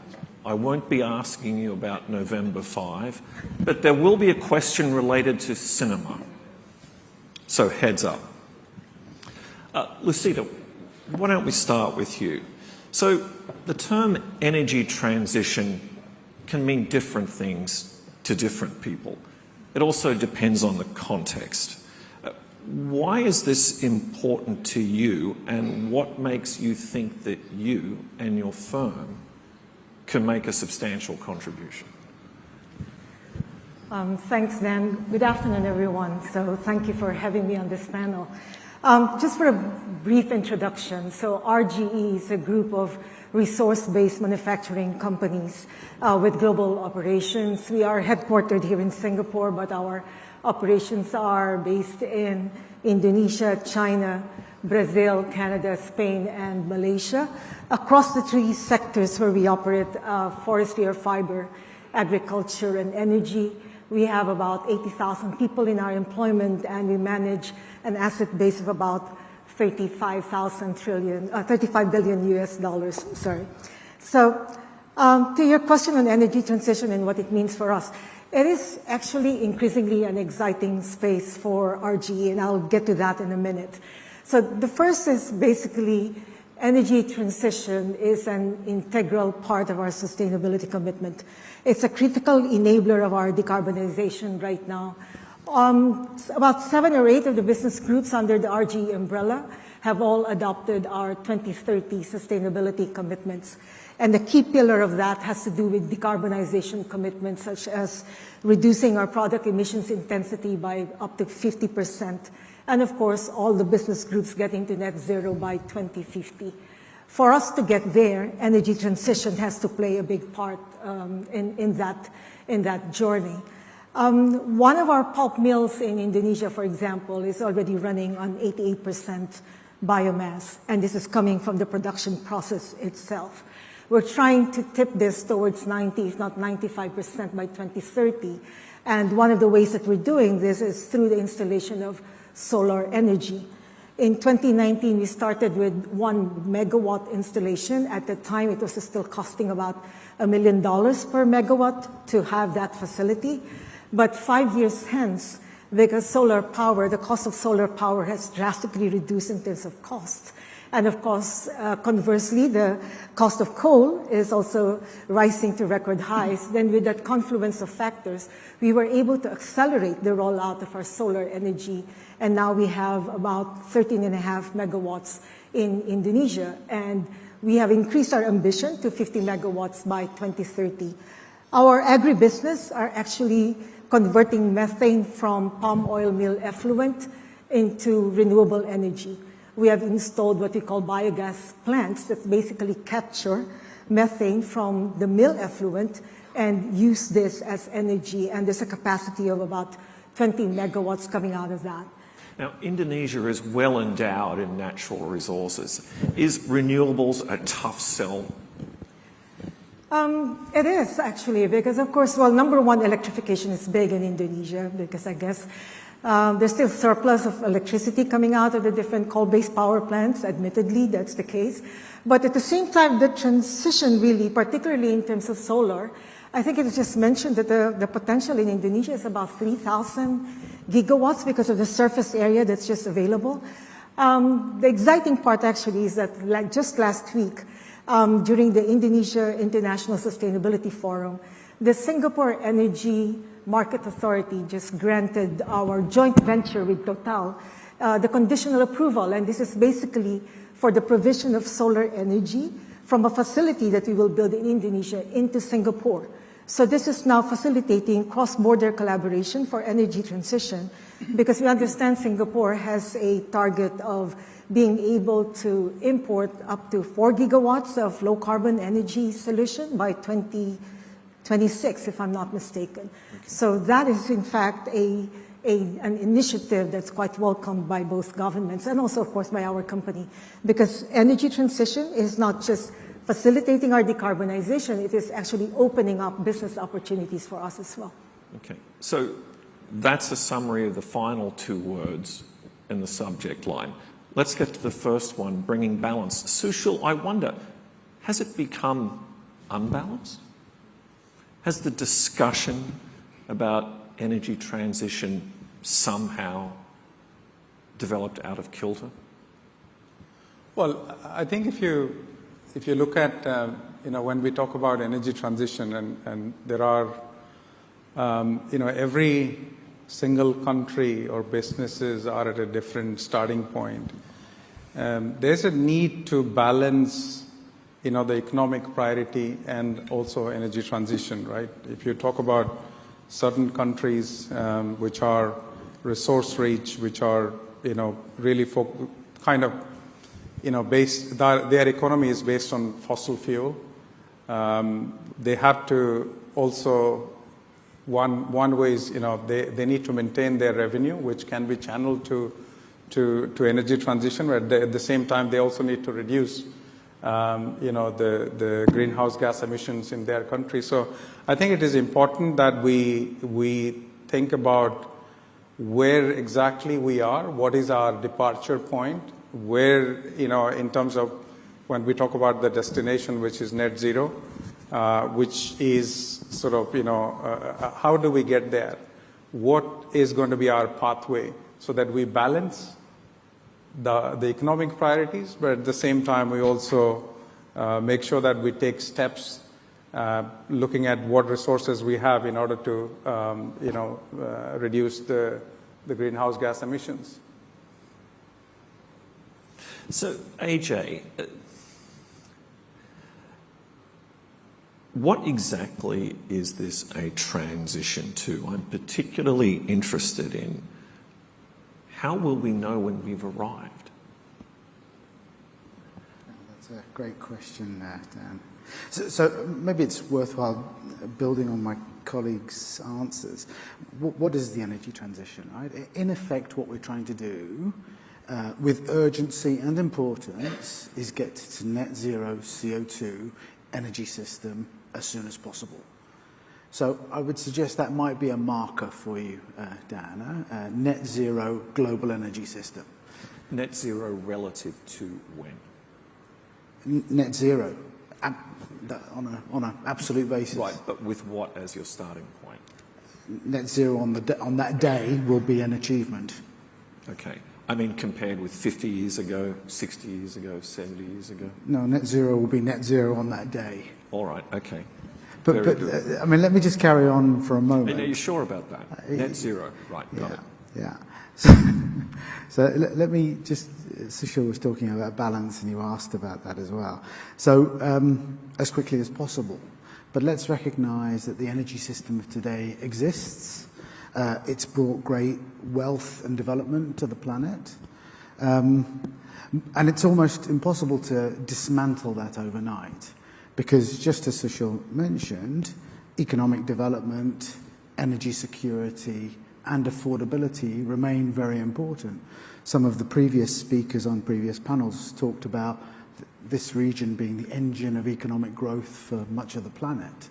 All of that requires affordable energy and energy security. So for me, that's the balance. An urgent and important problem balanced with the current reality. I thought you were going to tell me it was the journey that was important rather than the destination. And I had in mind the 2004 movie Along Came Polly. Has anyone seen that? There's a great line where the late Philip Seymour Hoffman has a realization at the end. It's about the ride.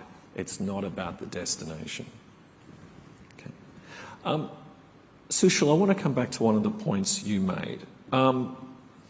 Sustainable solutions are great, but do they provide economic growth? Sorry, I couldn't hear very well. Yeah, I want to come back to a point you made earlier. You know, sustainable solutions are great. No one in polite company is going to speak ill of such a thing. But is it compatible with long-term economic growth? Well, I think, if you look at, again, I just want to touch base on the destination, by the way, and then I come to your answer. I think when we talk about net zero, we are talking really about 1990 greenhouse gas emission levels, or the temperature level. So we want to sort of bring down, if we want to define, say, destination, what do we want to see? We want to see where our businesses and homes are powered by renewable energy. We are already using hydrogen to abate the hard-to-abate sectors, and then electric vehicles or clean fuel vehicles are the norm. And we have abated the greenhouse gas emission to a level that the temperature is well within 2 degrees rise, right? Compared to 1990 level. Now, when we look, we talk about whether it is compatible with economic growth. I think, and this is exactly the complexity of the challenge that we are talking about. There are sort of countries which need to make sure that they are reducing the greenhouse gas emission to a level where we can get to net zero, but at the same time making sure that we are having the economic growth, able to feed the economic growth from what we are doing. And this is where, I can take an example of what Petronas has done, right? Petronas created Gentari. Gentari is now the clean energy arm of Petronas, which is investing in renewable energy, which is investing in hydrogen and also on the green mobility side. It is supporting Petronas to decarbonize itself, but at the same time, it is also creating a new business for Petronas and a new optionality for Petronas to go down to their customers and provide solutions. So this is, I think we need to think about this as an opportunity so that we make sure that we create businesses out of it. I think there's when we talk about sort of, getting to net zero, this requires enormous amount of projects. It requires enormous amount of investments. I think some of the sort of reports talks about $200 trillion of investment. So just look at the amount of economic opportunity energy transition can bring to different countries. At the same time, it's not going to be easy. Yeah, so, Lasita, it's been a bipartisan cause in Indonesia to lift economic growth from the 5% where it's been at like forever towards 7%. And the incoming president has talked about 8%. How do you help the country get there? So sorry then, the question is how do you help the country get there?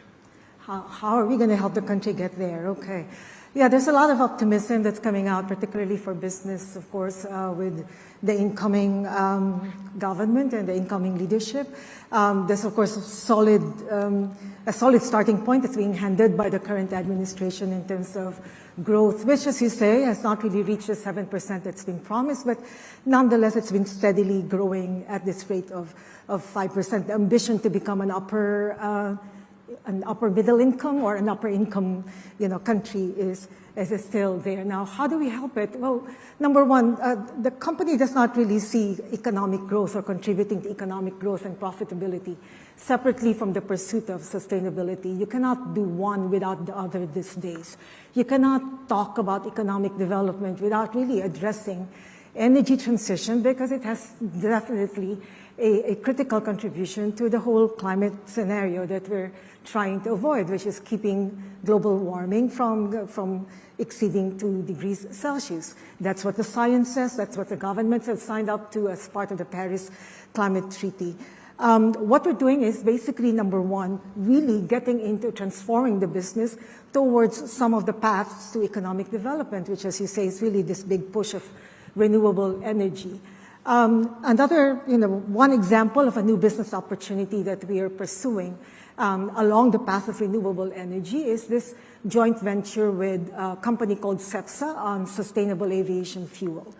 Aviation globally is about 2% of greenhouse gas emissions. SAF compared to fossil fuel is supposedly going to reduce emissions by up to 80%, but currently use of SAF is only at 0.1%. Now we are able to produce SAF using the effluent or the waste, agri-waste from oil palm manufacturing. And you can just imagine the extent of oil palm plantations that are present and manufacturing that are present in Indonesia, but not just in Indonesia, in Malaysia as well and in Thailand. But now, with us being able to convert effluents and use cooking oil into SAF, there are actually opportunities to scale that up, to replicate that, and to contribute not just in terms of the decarbonization of the aviation sector, but actually being able to steer the agriculture into a waste-to-value strategy and creating a new revenue stream for the country, for the company, and also for the country. Okay. So these are great reasons to support it. Are there any losers from the energy transition, and how can they be persuaded to get behind the ambition? Who wants to take a bite at that? AJ? Losers. So I think the imperative of the energy transition is universally understood now. I think also then the next step is how do you do that as cost effectively and as efficiently as possible? And one of the questions you asked, Lasita, was about cost, for example. So what we're discovering, let me take me on a little journey into India. I visited a solar production site that Shell has invested in through a company called Spring, which we own 100% in India. So this is 2 hours north of Ahmedabad in Gujarat. It's a site of 170 megawatts, expandable to 500 megawatts. We've built that in a relatively short period of time, 6 months. We're hoping to expand that to 500, maybe even 700 megawatts in due course. And when we sell those electrons, we tend to sell them under long-term, what we call power purchase agreements, PPAs, often to government counterparties. And what we're discovering is that those electrons can still make a reasonable return and probably be cheaper than any other electron generated in India. Now, there are challenges because solar is, of course, intermittent, so you can't dispatch it in the same way you can with conventional power plants. But we found a way to get the costs down, and that's a huge step in the right direction. Eventually, the other elements of the energy transition, such as wind power, such as hydrogen, will also need to be reduced in cost to make them competitive. How big a problem is greenwashing? Sushil. Well, I think, especially in the field that we are in, where we are investing in renewable energy, I think greenwashing can be a challenge, for sure. I think that's why it is extremely important that, our ambitions and targets are kind of aligned with the operations itself. It is important that, we are able to have, measurable targets which can be measured going forward as well. So I think it is a lot about companies and countries and businesses taking those actions which are, or those targets which are actionable and measurable, and should be open to measurements. But yeah, I mean, look, we focus in making sure that we do the right thing, right? How troubled should advocates or supporters of the energy transition be by some of the pushback against ESG investing that we've seen in, say, the United States? For instance, we've seen the state of Texas pass laws that restrict state government dealings with renewable energy folks. Now, Lucinda, you've got a global portfolio, quite a sprawling one. Have you come into contact with such pushback? Is it something that worries you? How do you address that? So that's interesting. About a year ago, I think I attended a meeting in New York that was actually entitled ESG's Dead. And that was quite jarring for me because coming from our part of the world, of course, ESG is very much alive, if not actually really on the rise, right? And the trend for us really is that it's just going to grow. You cannot convince investors anymore to be investing in your initiatives or in your business opportunities if you're not able to show a robust ESG framework that actually defines your sustainability commitments and particularly your disclosures, right? So I guess there are a couple of challenges, though, that come with the rise of ESG as well. Basically, number one, there's a flurry of frameworks. Like every day, there's one new ESG framework that's coming out. And there's very little that in terms of harmonization that's happening across the different frameworks. So that's, I think, very challenging and very resource consuming. There's also the risk that it becomes like a compliance exercise, where it's almost like putting the cart before the horse because you do your sustainability because you've adopted an ESG framework and you need to report against it. So sustainability commitment, including energy transition, needs to be driven by business strategies and stakeholder materiality. Now, the framework will help you define or structure how to do your how to define your targets, and at the same time, how to do your disclosures. But you cannot do sustainability for the purpose of disclosure alone, because that is really then it becomes it gets into the risk of greenwashing. So it's not dying in this part of the world, it's enabling us to access markets, enabling us to get some financing as well, and of course, it's moving towards the mandatory space with more regulations coming up, whereas before it's just voluntary for some of the companies. I can see why such a conference logo would be quite jarring. Sushil, have you encountered anything like that? Can you repeat it again, please? Well, Lizita was just describing she went to a conference in New York where the title was, or maybe it was a question, is ESG dead? I mean, have you had a similar confrontational experience in your travels? No, I kind of agree with what you said, Lucita. I think yeah, I mean, it is actually still alive and kicking in our part of the world. We have seen, of course, we have seen this story many times over, right, in different parts of the parts of the world. But what I would just like to add is, I think there's a lot of pushback, not only ESG, but we see this pushback on energy transition also in different parts. Forget about just ESG, right? I would say one thing: no matter what. And maybe I just tell you a little bit of a short story. We've got 2 minutes. Go for it, but please be brief. Just a few days back, my daughter was working on Earth Day, and I said, "What are you working on?" And she said, "Dad, I just realized that the frogs will not be there, and I don't know how I should explain it to my kids going tomorrow. When they ask about it." I think we need to talk about. We are pushing thousands of species to extinction. I think a quarter of species will be extinct by 2050. This is what we are looking at. So ESG, no ESG, I think the energy transition will continue.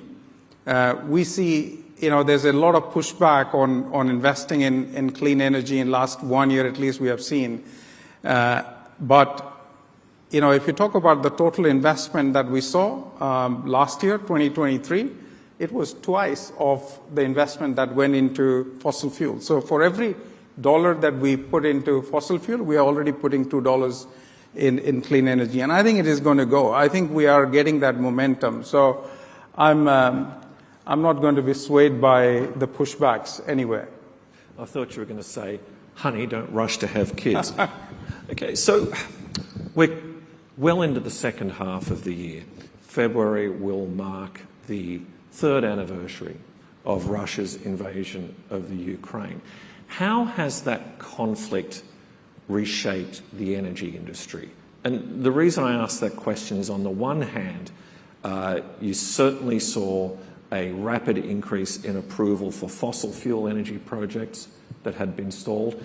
You also saw a counter-argument saying, well, golly, if this doesn't really give the transition a push, nothing will. How will the history of the energy industry remember this moment? You're all jumping. AJ, interested in taking a crack? So let me, rather than focus specifically on what happened a couple of years ago, I think what has happened over the world over the last 20 years is a growing understanding that we have to do something. And so what we have to do is continue to be able to offer affordable, secure energy to people who need it, and that's everybody. And at the same time, work as quickly and as urgently as we can towards a net zero world, because, just as Sushil was talking about, the world is suffering, and we need to do something about that. Just maybe, I realise the time's out, but Minister Teo was using a football analogy. Huh? Let me see how many fans of cricket there are. You and I play this quite a lot, Dan. Huh? So the energy transition is not a T20, right? It's not even a one-day game. It's not even a test match. It's actually a 5-test series. It will last... Of which there are fewer. Of which there are fewer. It will take decades. There will be ups and downs. There will be wins and losses. But we have to stay focused and dedicated. Individuals, civil society, governments and companies. And if we work this together, I think we can win the Ashes. Well, how was that? Thank you, everybody. Thank you. Thank you.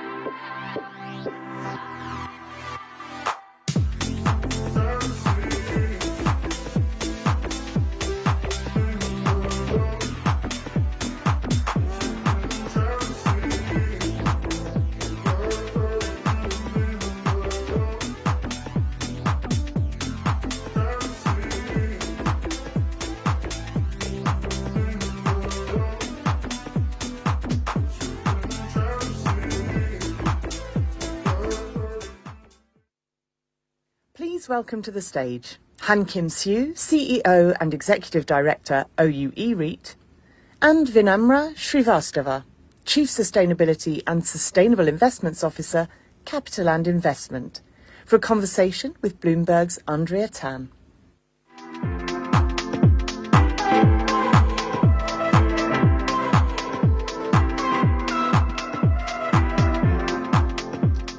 All right.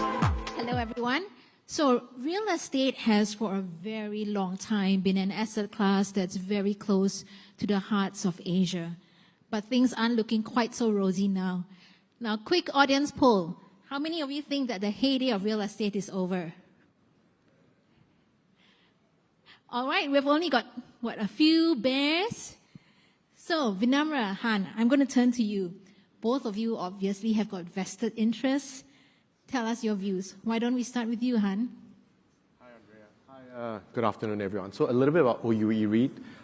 We are a REIT with circa sort of north of 6 billion Singapore dollars, and 92% of our assets are in Singapore.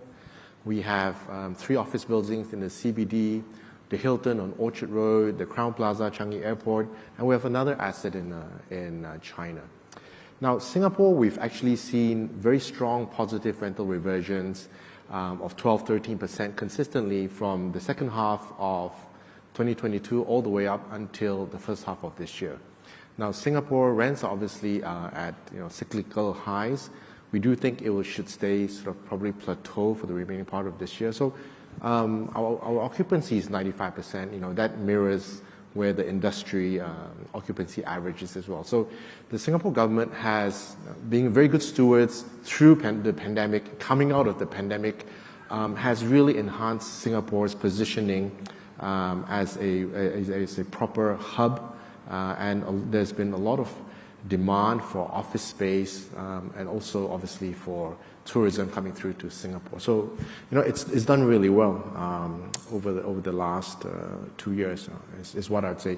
And within Singapore itself, there's very little supply. Demand stays fairly robust. So I would say, look, even if there's a slight downturn over the next 12-18 months, in line with the slowdown in the global economy, things should pick up again fairly rapidly after that. So I remain very, very positive over the medium term, really. All right, sounds like Han is obviously a bull right there, but he does make a caveat or two.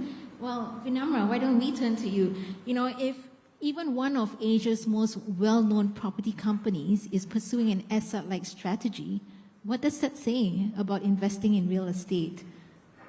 Well, it's saying that there's a lot of investor appetite that's waiting to be deployed, and an asset manager like Kaplan helps large investors do that. See, you got to remember that real estate is a cyclical business. When we were COVID, rewind 3 years back, right? What was the first asset class to get hit? Hospitality. There was nobody traveling. Hotels were dead. Malls were dead. But for a player like Kaplan, the diversification of asset classes and geography helped us tide that. Because why?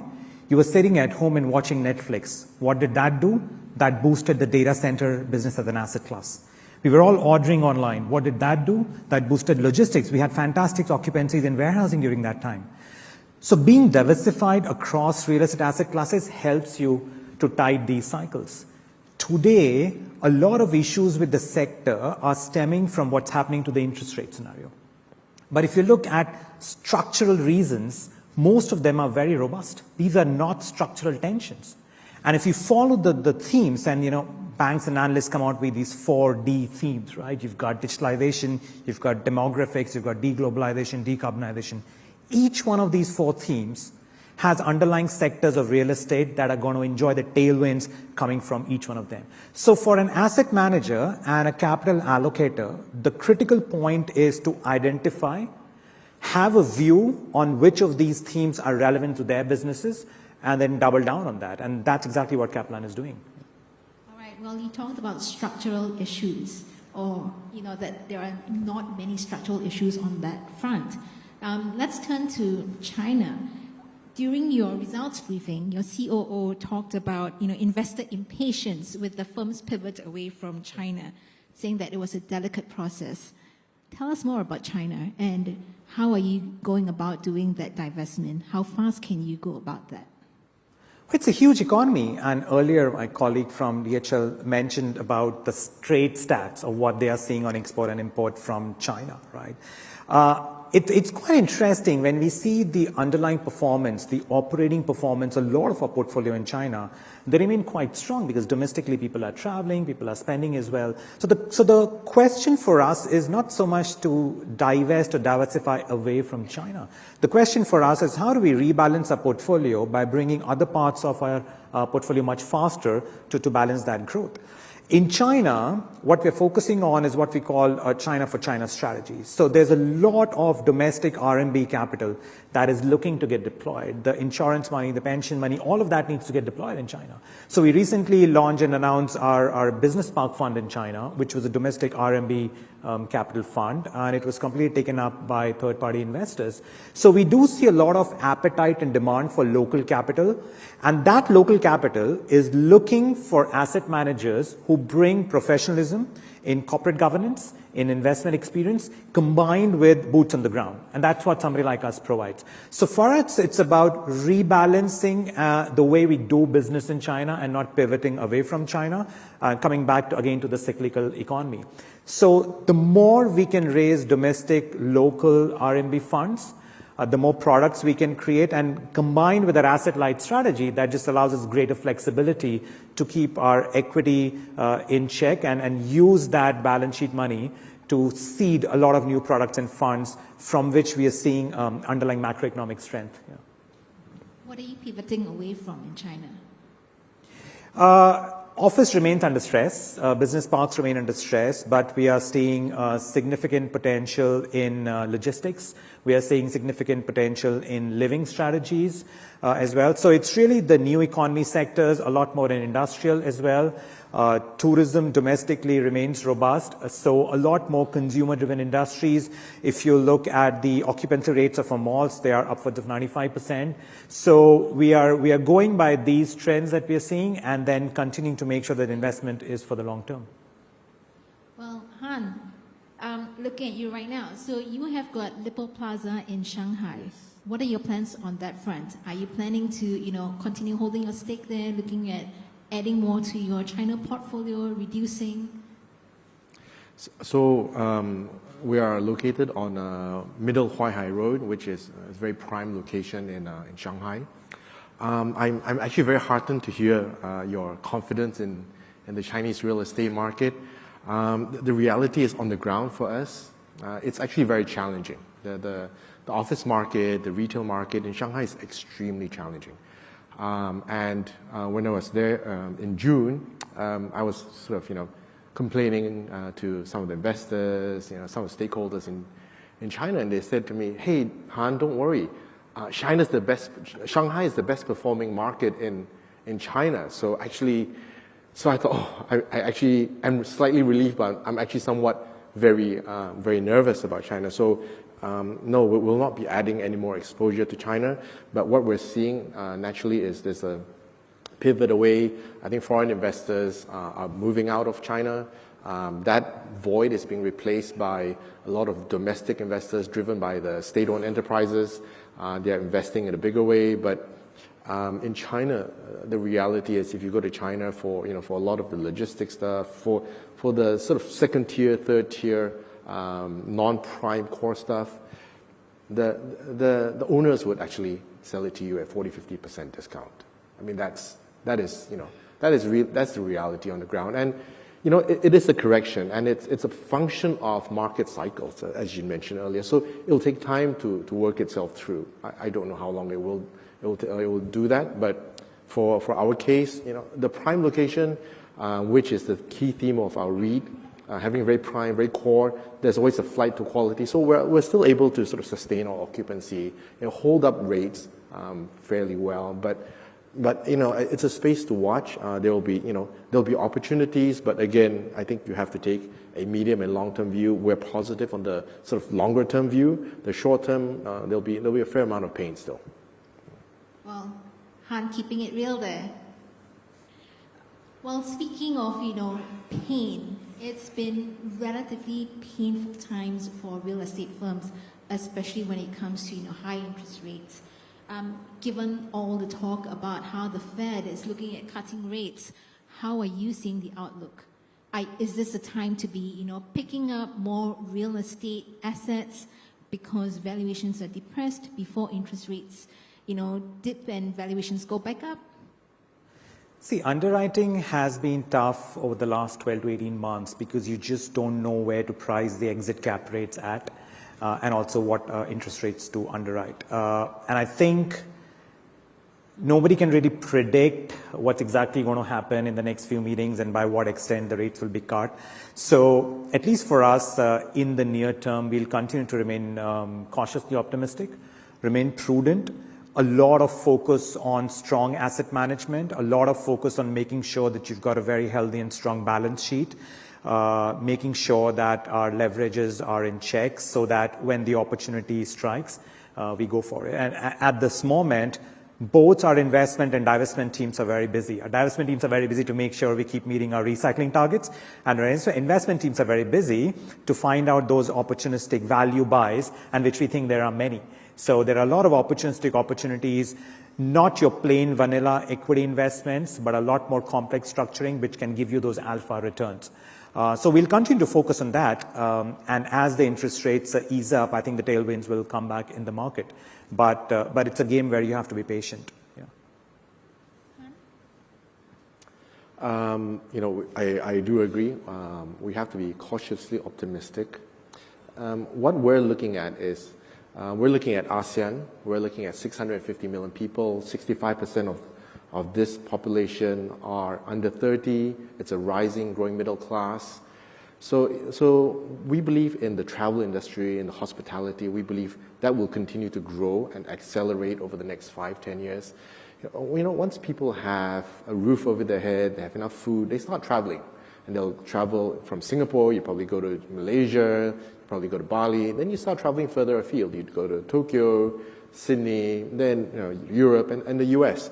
So we're looking at growing our exposure, currently sort of from 34% of our incomes from our hospitality. We're looking to grow that to 40% in the sort of medium term, and probably a little bit more beyond that, right? So we believe we want to ride on that cyclical trend where we benefit from that rising middle class, we benefit from that need to travel. So believe strongly in hospitality.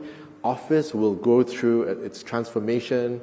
In Singapore, One Raffles Place is one of the assets we own. So we track the footfall that comes through, and it comes through directly from the MRT station. So beginning of this year, it was essentially back to 2019 numbers in terms of footfall, and has remained that way essentially. So people are back at work in Singapore, and pretty much across Asia. The culture in Asia really is, they believe people should be in the office for most of the time. They believe in engaging on a personal basis with their clients, with stakeholders. So that's driving that demand for office. And one of the challenges we have in Singapore is recruitment of talent. Recruitment of talent is challenging. The young are coming out, they have multiple offers. They would, and they would say, oh, okay, great, we'll look at you, but let me consider because I have 4 or 5 other offers coming through. So one of the keys to attracting and retaining talent is where the office is and what is provided within that office. So very core locations does matter. Our office is on Orchard Road. When we recruit, they'll say, great, Orchard Road, we want to be there.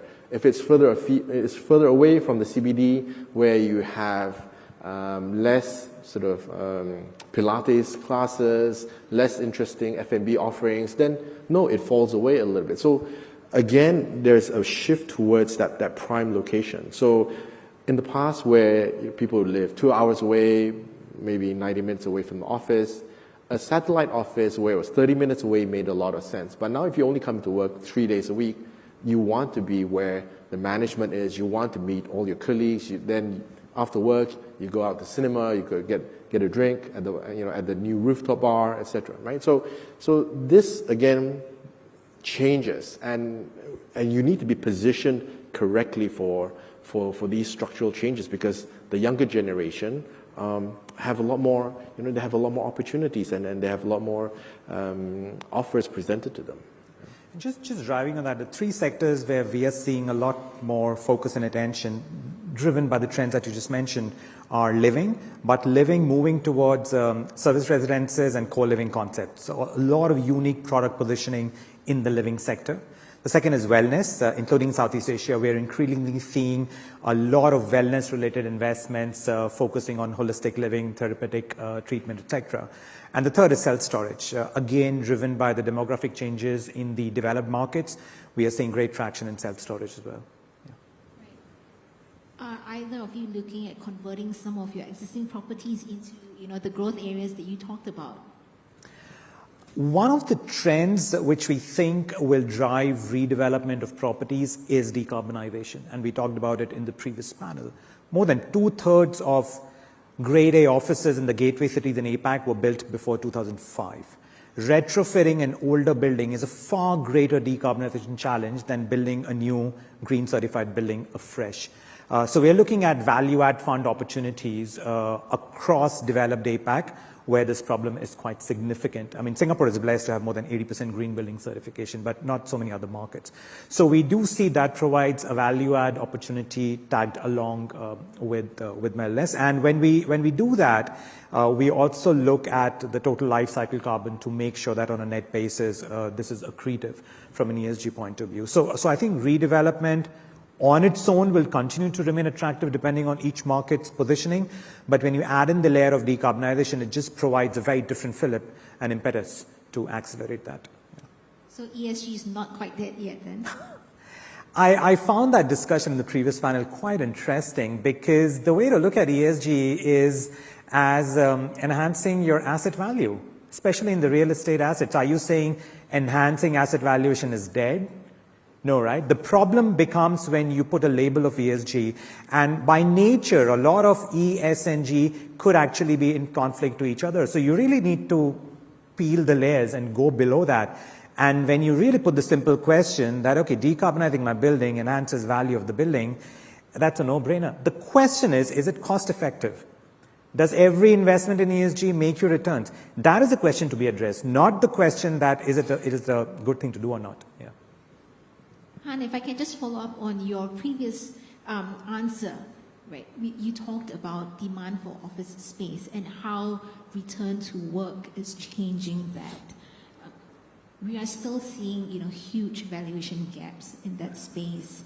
Do you think that gap is only going to get wider, or do you see that there are reasons to be optimistic on that front and where buyers and sellers can actually meet? So within Singapore, our 3 office buildings are very prime core assets.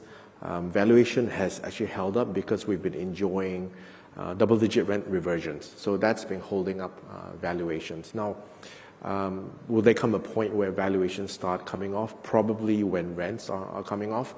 But in terms of, we're at that inflection point where interest rates, back in July, a 3-year swap was circa 3.05%.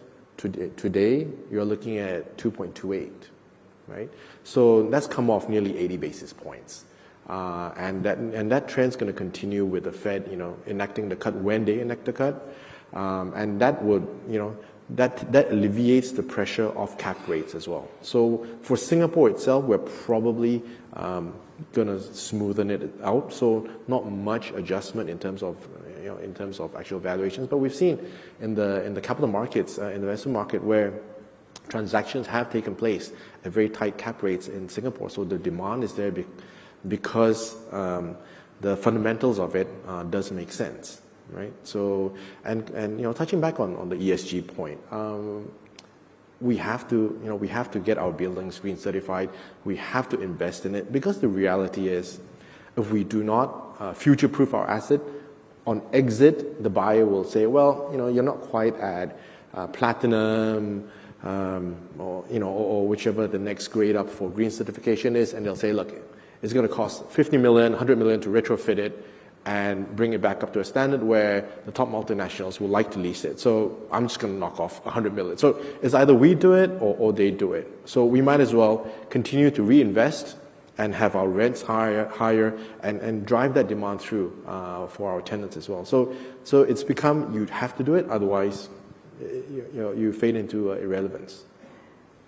Well, so speaking of future-proof, Vinamra, in 2002, CapitaLand gave us the very first REIT in Singapore. We had the pleasure of having SGX CEO Boon Chye on the panel earlier. Is CapitaLand going to give us more REITs? I think the way we try to answer this question is really based on what product and need of the market we're trying to solve. When we pioneered the REIT ecosystem in Singapore, it was ripe for that disruption. Today, when we look at it, we've got 6 REITs. We've got 3 REITs that are global. We've got 3 REITs that are country-specific. And each REIT has a specific positioning. In fact, after CapitaLand and Ascendas-Singbridge merged together, we consolidated our REITs. And we had 2 REITs that had overlapped, and we merged those REITs, right? Going forward, we continue to evaluate the feasibility of listing more REITs either in Singapore or in a few of the countries that we have. And it will really be driven by, does it fill in a strategic value? And it's the same way that we look at M&A as well. It has to add strategic value to the group. So I can't answer your question in a clear yes and no. I know you would love me to, love it that I do that. But it's really something that we very proactively evaluate. And if it makes sense for the market, we'll go ahead and do it. Yeah. Well, that's a very diplomatic response. Han, what about you? No, I mean, we merged the hospitality and the commercial REIT back in late 2019. The objective now is to grow in a balanced approach and obviously cautiously, because I do believe interest rates over the medium term will stay higher than what it was in the preceding 10 years before the pandemic. So that does mean the quality of asset management is key to driving that value. So I think you'll see, which emperor is not wearing clothes, actually. Whoops. All right. On that note, thank you very much to Vinamra and Han for a most engaging conversation. Thank you. Thanks.